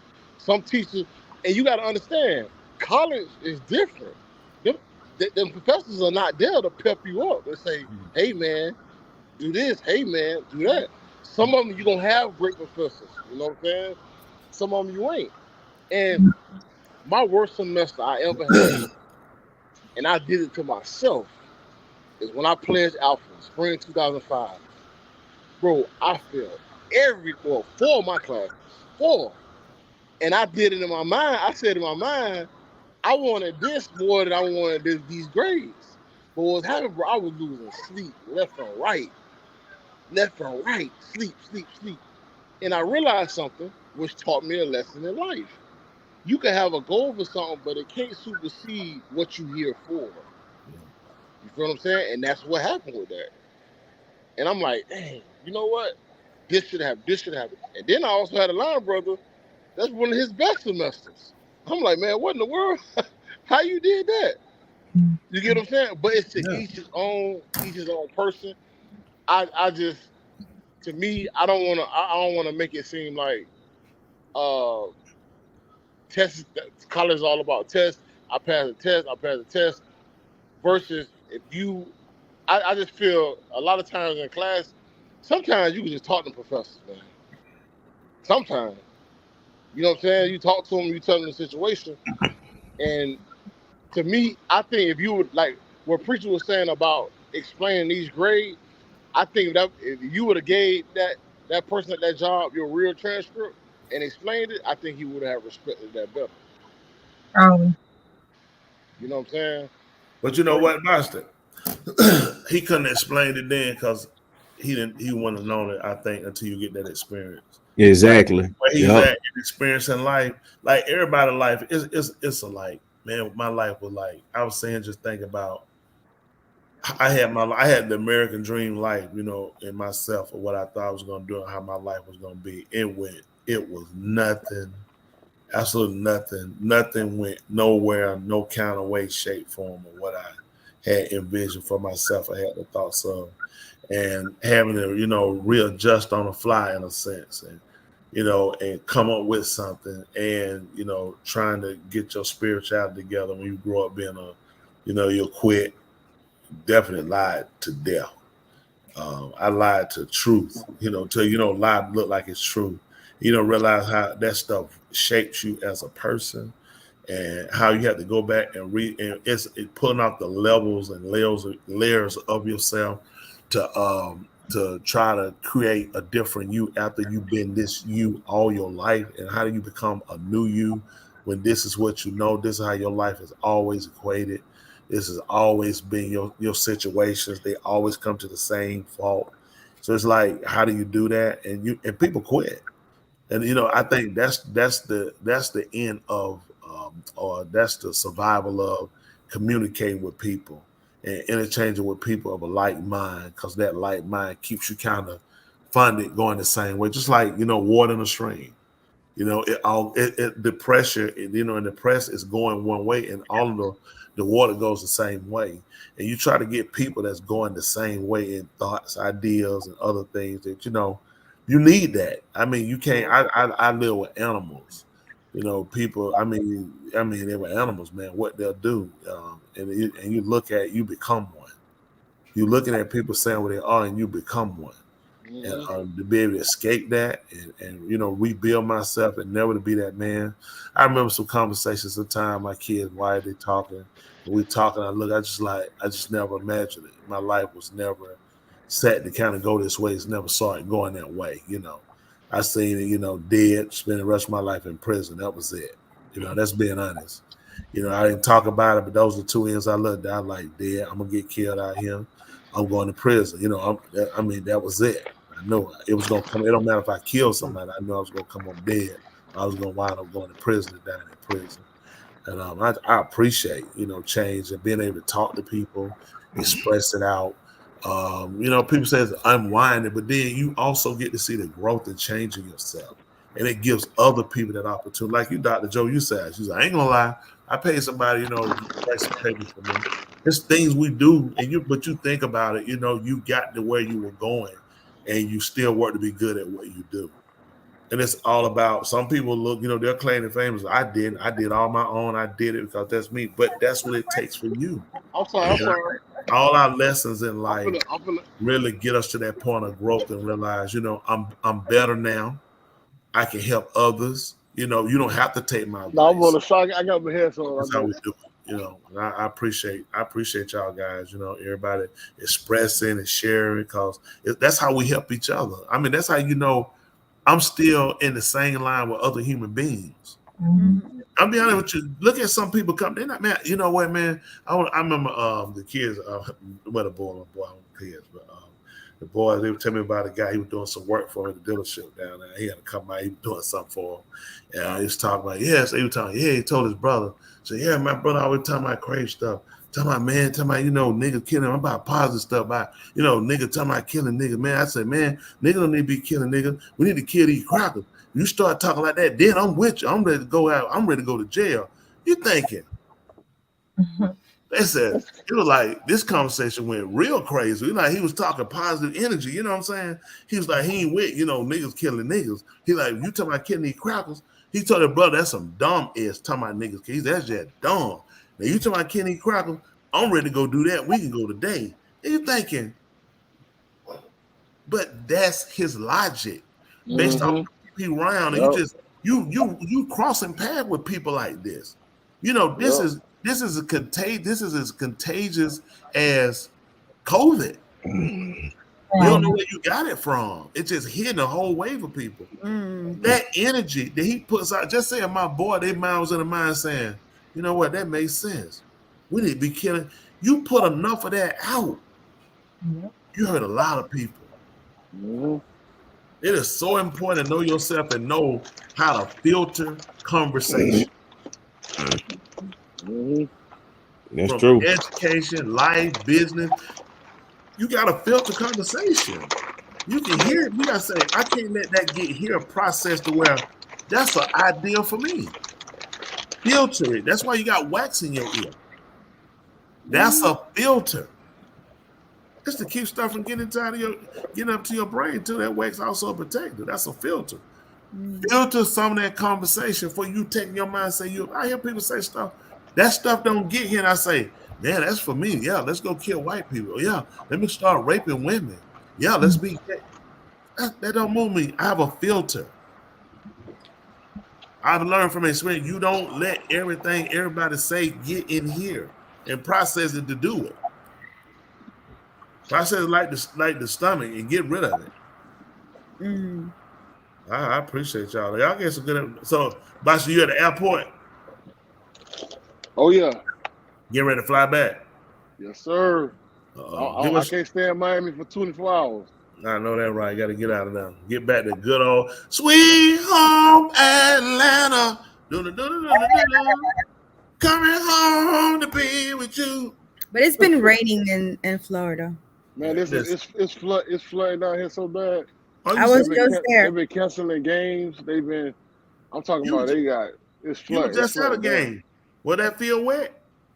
No, not that one. I mean, it's other fields down here that's been flooding. I was just asking, dog. Man, a lot of stuff we take for granted. You know what? It's supposed to flood from Miami to North Carolina, heavy rain. That's what heavy rain. Yeah, it's very heavy rain, man. We don't have any rain, you know. It was Sweet home Atlanta. Hey, I'm gonna tell you what Wise Man told me one time. What did you tell me? Atlanta, you in the zip. We on that. I mean, hey, you missing your hood gonna come out just say, I heard nothing. That Ferris wheel ain't gonna keep saving you nothing. Hey, we got the world's largest slowest Ferris wheel in the earth. That thing sitting down at Centennial Park, slowest, largest, and ain't nothing that big go that slow. It's in Atlanta. Hey, let me start talking about Miami, man. I ain't gonna say that. I know that right. You love Atlanta.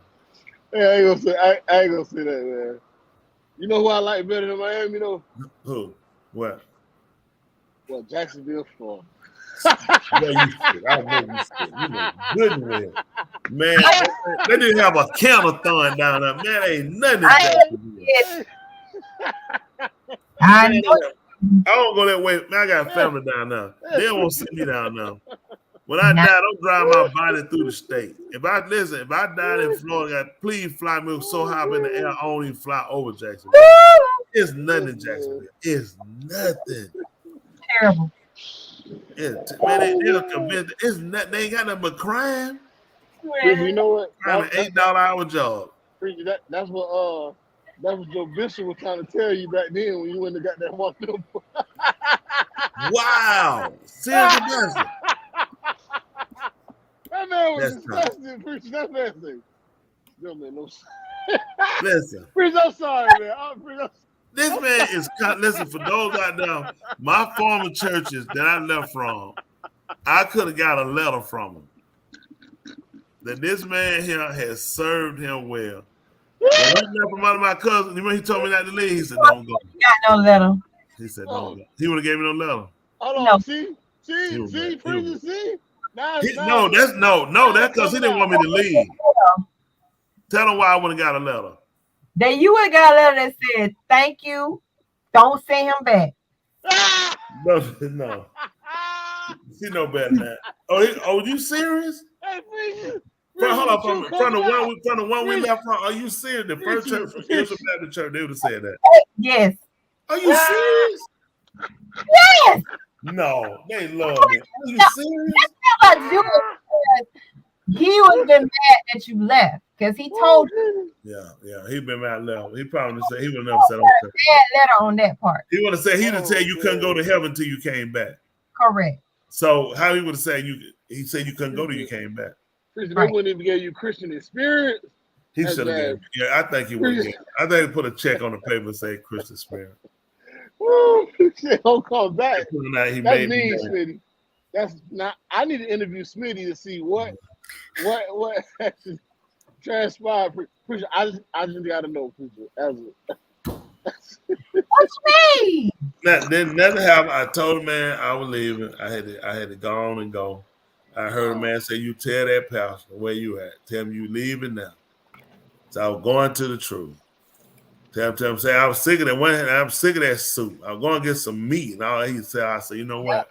Yep. I just want to go tell my pastor I'm getting ready. I gotta leave. I'm tired of this soup. I gotta go get me some meat. I gotta get this thing right. But you know what? It was an endeavor that really helped and led up to us now where we are. Yeah. Really did. I never I'm learning my background. I'm learning my intrinsic value of the foundation. This man is really trying. This man is him. And y'all see Justin Miller. Listen, he is so racist. I couldn't even enjoy my food. All they did was ran through my life and tell myself, hold on for a minute. You said you was a good member? I said, I was a great member. But you said, I said, no, y'all taking it the wrong way. I know. They had the whole thing told. They just totally destroyed. Okay, let me ask you one question to my viewers out there. One question to my viewers out there. Do you think my Pastor Smith, got to sit me down and have a meeting with me and say, Boxer, listen, you got to calm down. You got to calm down. This man is gone. Man, do you know how funny that is, man? You got him. Pastor tell you, hey, listen, I like your zeal, but it's killing me. It's killing me. That man is gone. Yes. Man, look at him. I just need to approve to release the documentary. We can make a lot of money. Listen, man. No, listen. The first church, everybody baptized. It was first church was Reverend Tucker, Thankful Baptist Church. He baptized me probably back in 1973, 74. Yeah, probably about 73. Let me say 68 or 77, 8, 7. Yeah, about 72. He baptized in 72. Thankful Baptist Church back over College Avenue, Atlanta, Georgia. I left from there. I think his name was Leroy Tucker, wasn't it? Yeah, he died. He was a really good old man. He was an old man right there. He was a really good old man. Had pretty good moral standard back then. I left there and I joined Israel Baptist Church. I probably was about 12 years old back then. So that should have been 1980. No, I'd done the 70. I had been about 10 years old. 10, 11 years old, joined Israel Baptist Church. I stayed out. I was 25, 26. I left 26. I joined. That's where you met Smitty, First Lady at, right? That's where she met me at. I didn't know who she was. Oh, okay. No, she was. I did not know her. My mom. She was just saying hi to you, and you liked her, preacher. Huh? Did you like that? Hey, Smitty,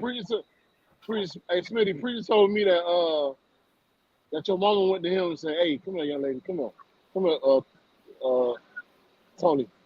I got somebody I want to hook you up with." A lady said that? Yeah, like your mama went to preaching. No, I never said that. Your mama went to preaching and was like, come here. I don't know what he got. I never said it. This man has that. Come here. I got somebody for you. Not my mama. Good. Do the advisor said, tell me what your mama did say. What your mama did say, Smitty? That's personal. See me, my mom. Ain't no personal. You gotta tell all his business. What is your business? I ain't telling you. What did your mama say? Tell his stuff. Our mama said that boy. He going places.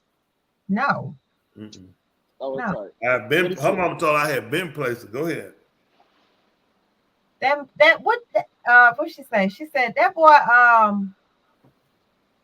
boy drug dealer. What he want with you? Oh my goodness. She said that boy a drug dealer. What he want with you? Mm-hmm. I should have told her a lot about her daughter. What? Her brother, that's a good girl, little bad guy. Every good girl like a bad guy. Hold on now, Joanna. Hold on now, Joanna. Yeah.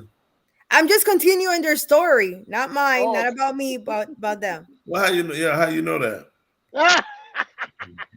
It's a popular saying. Two bites of mine after dog. That's what I'm talking about, baby. Look at him, man. Look at him. They'll tell you, listen, man. I was crunk. When I was out there, boy, I was out there when cooking, and his brother, they talking about me, man. I was out there hard out there. It was out there hard, man. I let them boys sing about that. Wow. I said, why them boy put my business out there? How hard I did in them streets. That was rough out in them streets. But then when she met me, see, I was at the point where I was settling down. She'll tell you I was telling my life. That was telling my life. My mind was somewhere else. That's how she get with me. A lot of other women like that like me want to get with me on that. The mindset, my whole end was looking at. I was tired of who I was. I want to get right.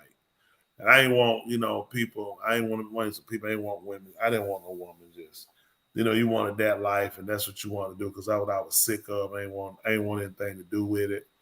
I got friends dead, prison, rest of their life, everything. I've done it all. I've seen it all. So it's like, yeah, you just want to be. You want to just, And she was simple. Her conversation was simple. And just listening, it's like, man, this how these people live. It was like looking at an experiment. I mean, because the people that I dealt with, the conversation and what we did was different. So looking at her, she was just simple, work, stuff like that, and going to school and talking about little simple stuff I want to do. Yeah, I mean, for me, it was because I wanted that world now. I didn't want the world I was in. The world I was in, it was closing in on me. You know what I'm saying? It's like I need to get out of this world. I know it's finna do it any minute. I need to get out. And that was my end for. I was going for the word, not looking at her as my escape, but I was already trying to leave her here in that world. And I'm like, talk her real simple. She ain't use profanity, other stuff, She ain't smoke, she ain't drink. I had got up one time, I had bought her a little drink. So we was at Benihana. I took her to Benihana one time. That blowed her mind. They put that food on that table. Oh, we're gonna clean this up. I said, calm down. They pour that food on that table. Listen, she done died across the table, rice all over. She like, trying to help you catch the bowl. Chinese people, whole restaurant shut down, they looking. Oh my goodness. Calm down. This is a Japanese steakhouse. I know they don't let colors in here. Like, it was like 1994, 5, 95. And she was just like, man, just blowing up, man. She wasn't used to that, man. I like, slow down. She would talk. When she would talk, she would get like, it had a slow hand. Oh. I said, slow down. Then what I'm used to at work. I said, I understand. Just take your time. I'll grow you. You'll come on. But yeah, man, look at him. She had got that there. She gonna push her. Woo, I'm drunk. Don't try to take advantage of me. She ain't doing a sip for 2 times. Wow. I couldn't even defend myself right now. It ain't rape now. I said, please. She had eyes all over me, man. That's it. So wow. Listen, man. She was like, I was trying to look at. I wasn't even looking for no one. I had my mind focused on. I need to get right. My whole world was going this way. It's like I gotta get all this and configure this and do this. I gotta, change religion. And I was like, man, it's just a lot. Because I grew up Baptist, so this was like holiness and Baptist were not considered the same thing, Yeah. Well, that was like you changed my family. People like you change religion. You change the gods. Yeah, all right. Yeah, you change. Even though you were still saying Jesus. That was the thing, though. They the same people. Holiness and Baptist are not different. They just beat a faster tambourine, and you can't wear pants to church. I can't say you can't wear them at all. You can't wear them to church. The y'all can't wear them at all. But there you couldn't. You know what I'm saying? That's all they're there. Because they'll keep them a pair of pants and shorts and a book bag. That's right. But that whole, Baptist, you ain't got a hypocrite there. They just do it all. They just hypocrite. Only hypocrite really Baptist, you're gonna have the deacon, preacher, choir member. The member just what they is. That's a bigger detriment right there. Man, I just saw one of the old deacons at my church just a few minutes ago. Earlier today. Man, the first 2 sentences out that mouth was cuss word. I said, he said he ain't even worried about no more. He said, ain't no sin. Ain't no sin over with. Man, you know the kind of respect you have to have for them deacons. That man told me, I told him. Your phone is off. I told him how many kids I had. He said, boy, you ain't got no TV in your house? You need to put a raincoat on that thing. I said, a raincoat? I said, he couldn't believe that, huh? I'm married, dude. Yeah, you don't care. 2 of them on Just in case the other one first one don't work. Oh my goodness. They get that money. I said, boy, that Dr. D, boy, they gonna get it to you wrong, boy. Listen, man. I seen one years ago one time. And you got it. He told me, he said, man, you looking blanking good. He said, blank, you looking good, man. He said, all these niggas out here, man, on this F and you know, S.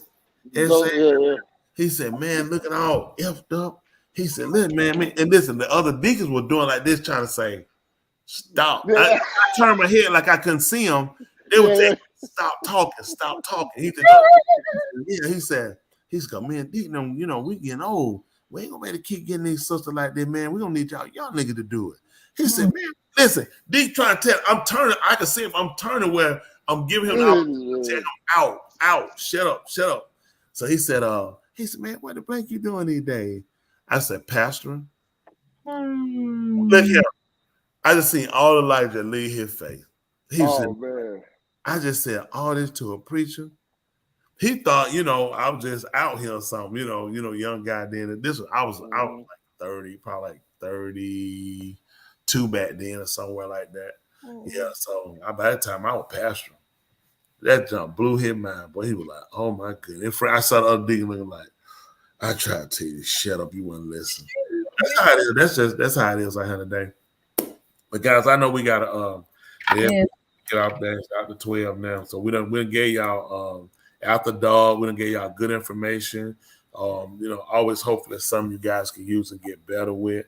I'll tell y'all something that I said today to the members, live your best today and tomorrow live better.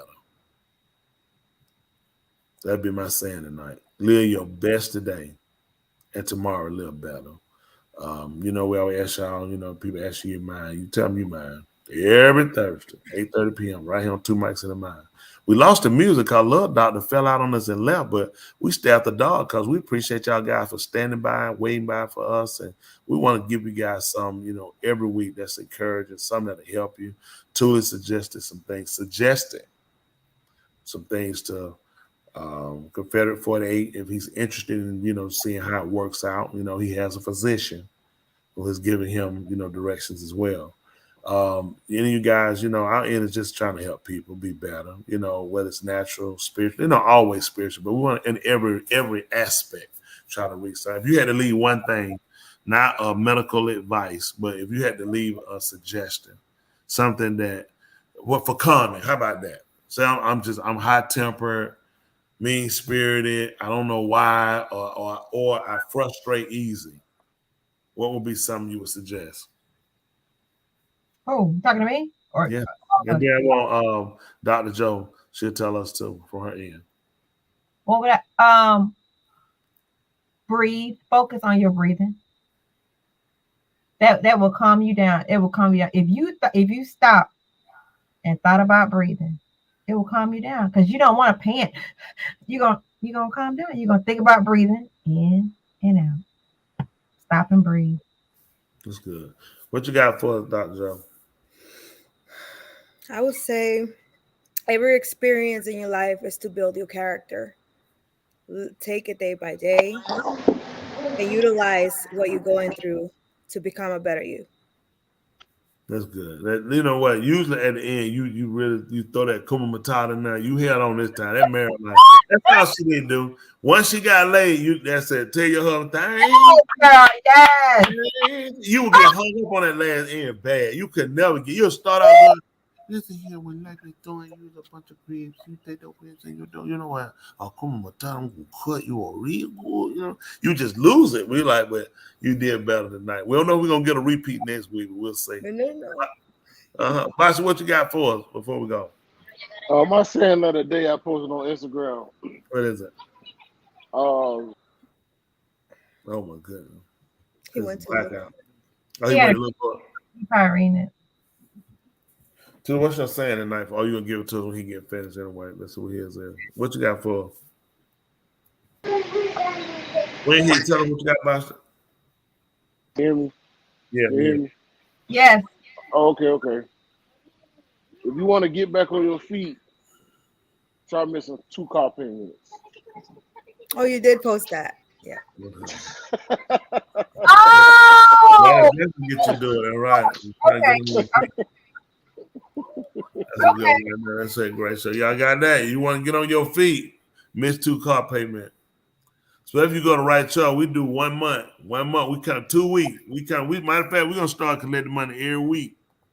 Yeah, that's right. You ain't paid by Thursday, do Friday. Friday morning, we already got the truck there because we know you ain't had no intent Friday afternoon.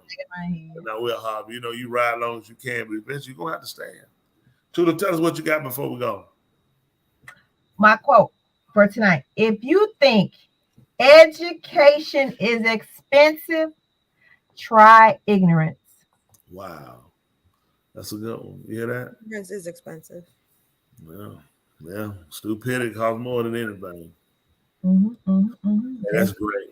We definitely no doubt it made me call. But listen, y'all know we're hard. Y'all come back next week. We're gonna be right here waiting on you. You need to come on. I might not go and pee. I might sit in the whole time of next week waiting on you. Waiting on you.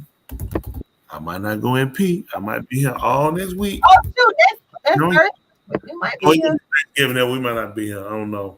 We might be doing something with the way y'all. We always get together. We try to do something. Celebrate with each other. Come on. Yeah, we always do a little something, but we do appreciate everybody again. Y'all be encouraged. Y'all come on back here. Y'all know that next Friday we come on. Because we're gonna be here waiting on you. You be encouraged. Don't you let nobody turn you around. Don't you let nobody stop you. Y'all got me? You come a long way. You can do this. Like I said, keep it real. Keep it real. Well, take us on out, Tula. All righty, y'all. Thank you so much. We hub you. We're about to take it back. Ladies and gentlemen, here it is, the most listened to radio show on the planet. This station is now the ultimate power in the universe. Tony and Julie on the radio. Dr. Joe's therapy on the radio. The love doctor going live on the radio. 2 mics and a mind on the radio. Radio, turned up on the radio. Radio, turned up on the radio. Radio, turned up on the radio. Radio, turned up on the radio. 2 mics and a mind. 2 mics and a mind. 2 mics and a mind. 2 mics. Watch this. And a mind.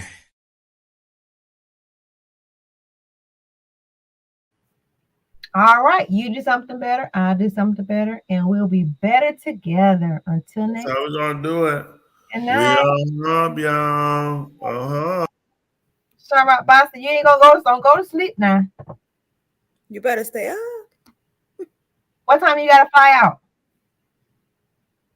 I heard you talking about 5 something. Oh, 5:25. 5:25. Okay. Yeah. So that's why I ain't going to the hotel room. I said, nah, I was getting out for because I got to check in at 4 or 3. And I don't want to risk it. I got to get back home. Gotcha. I understand. We had a good speech with the young ladies. I was telling them about all that, about being a good man and all that.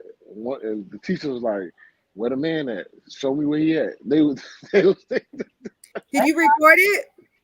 Yeah. I'm gonna show it. Listen, them girls went wow. The whole auditorium was full. So I said, I haven't cheated on my wife not one time. He said, yeah. Oh. I said, I've been married PTI. Yeah.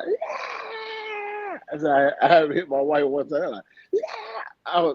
That's when I said that's like the best promo ever. I was like, yeah. They got all this on camera. That was real good. Yeah. I gave away a laptop, some of that Ghana stuff I had from Ghana, and like some other gifts, and $50 of cash. Them girls, they were just so excited. It was nice. It was real nice. I would like to see it. Yeah. All right, guys. All right. Good night. Good night. Yeah. Bye.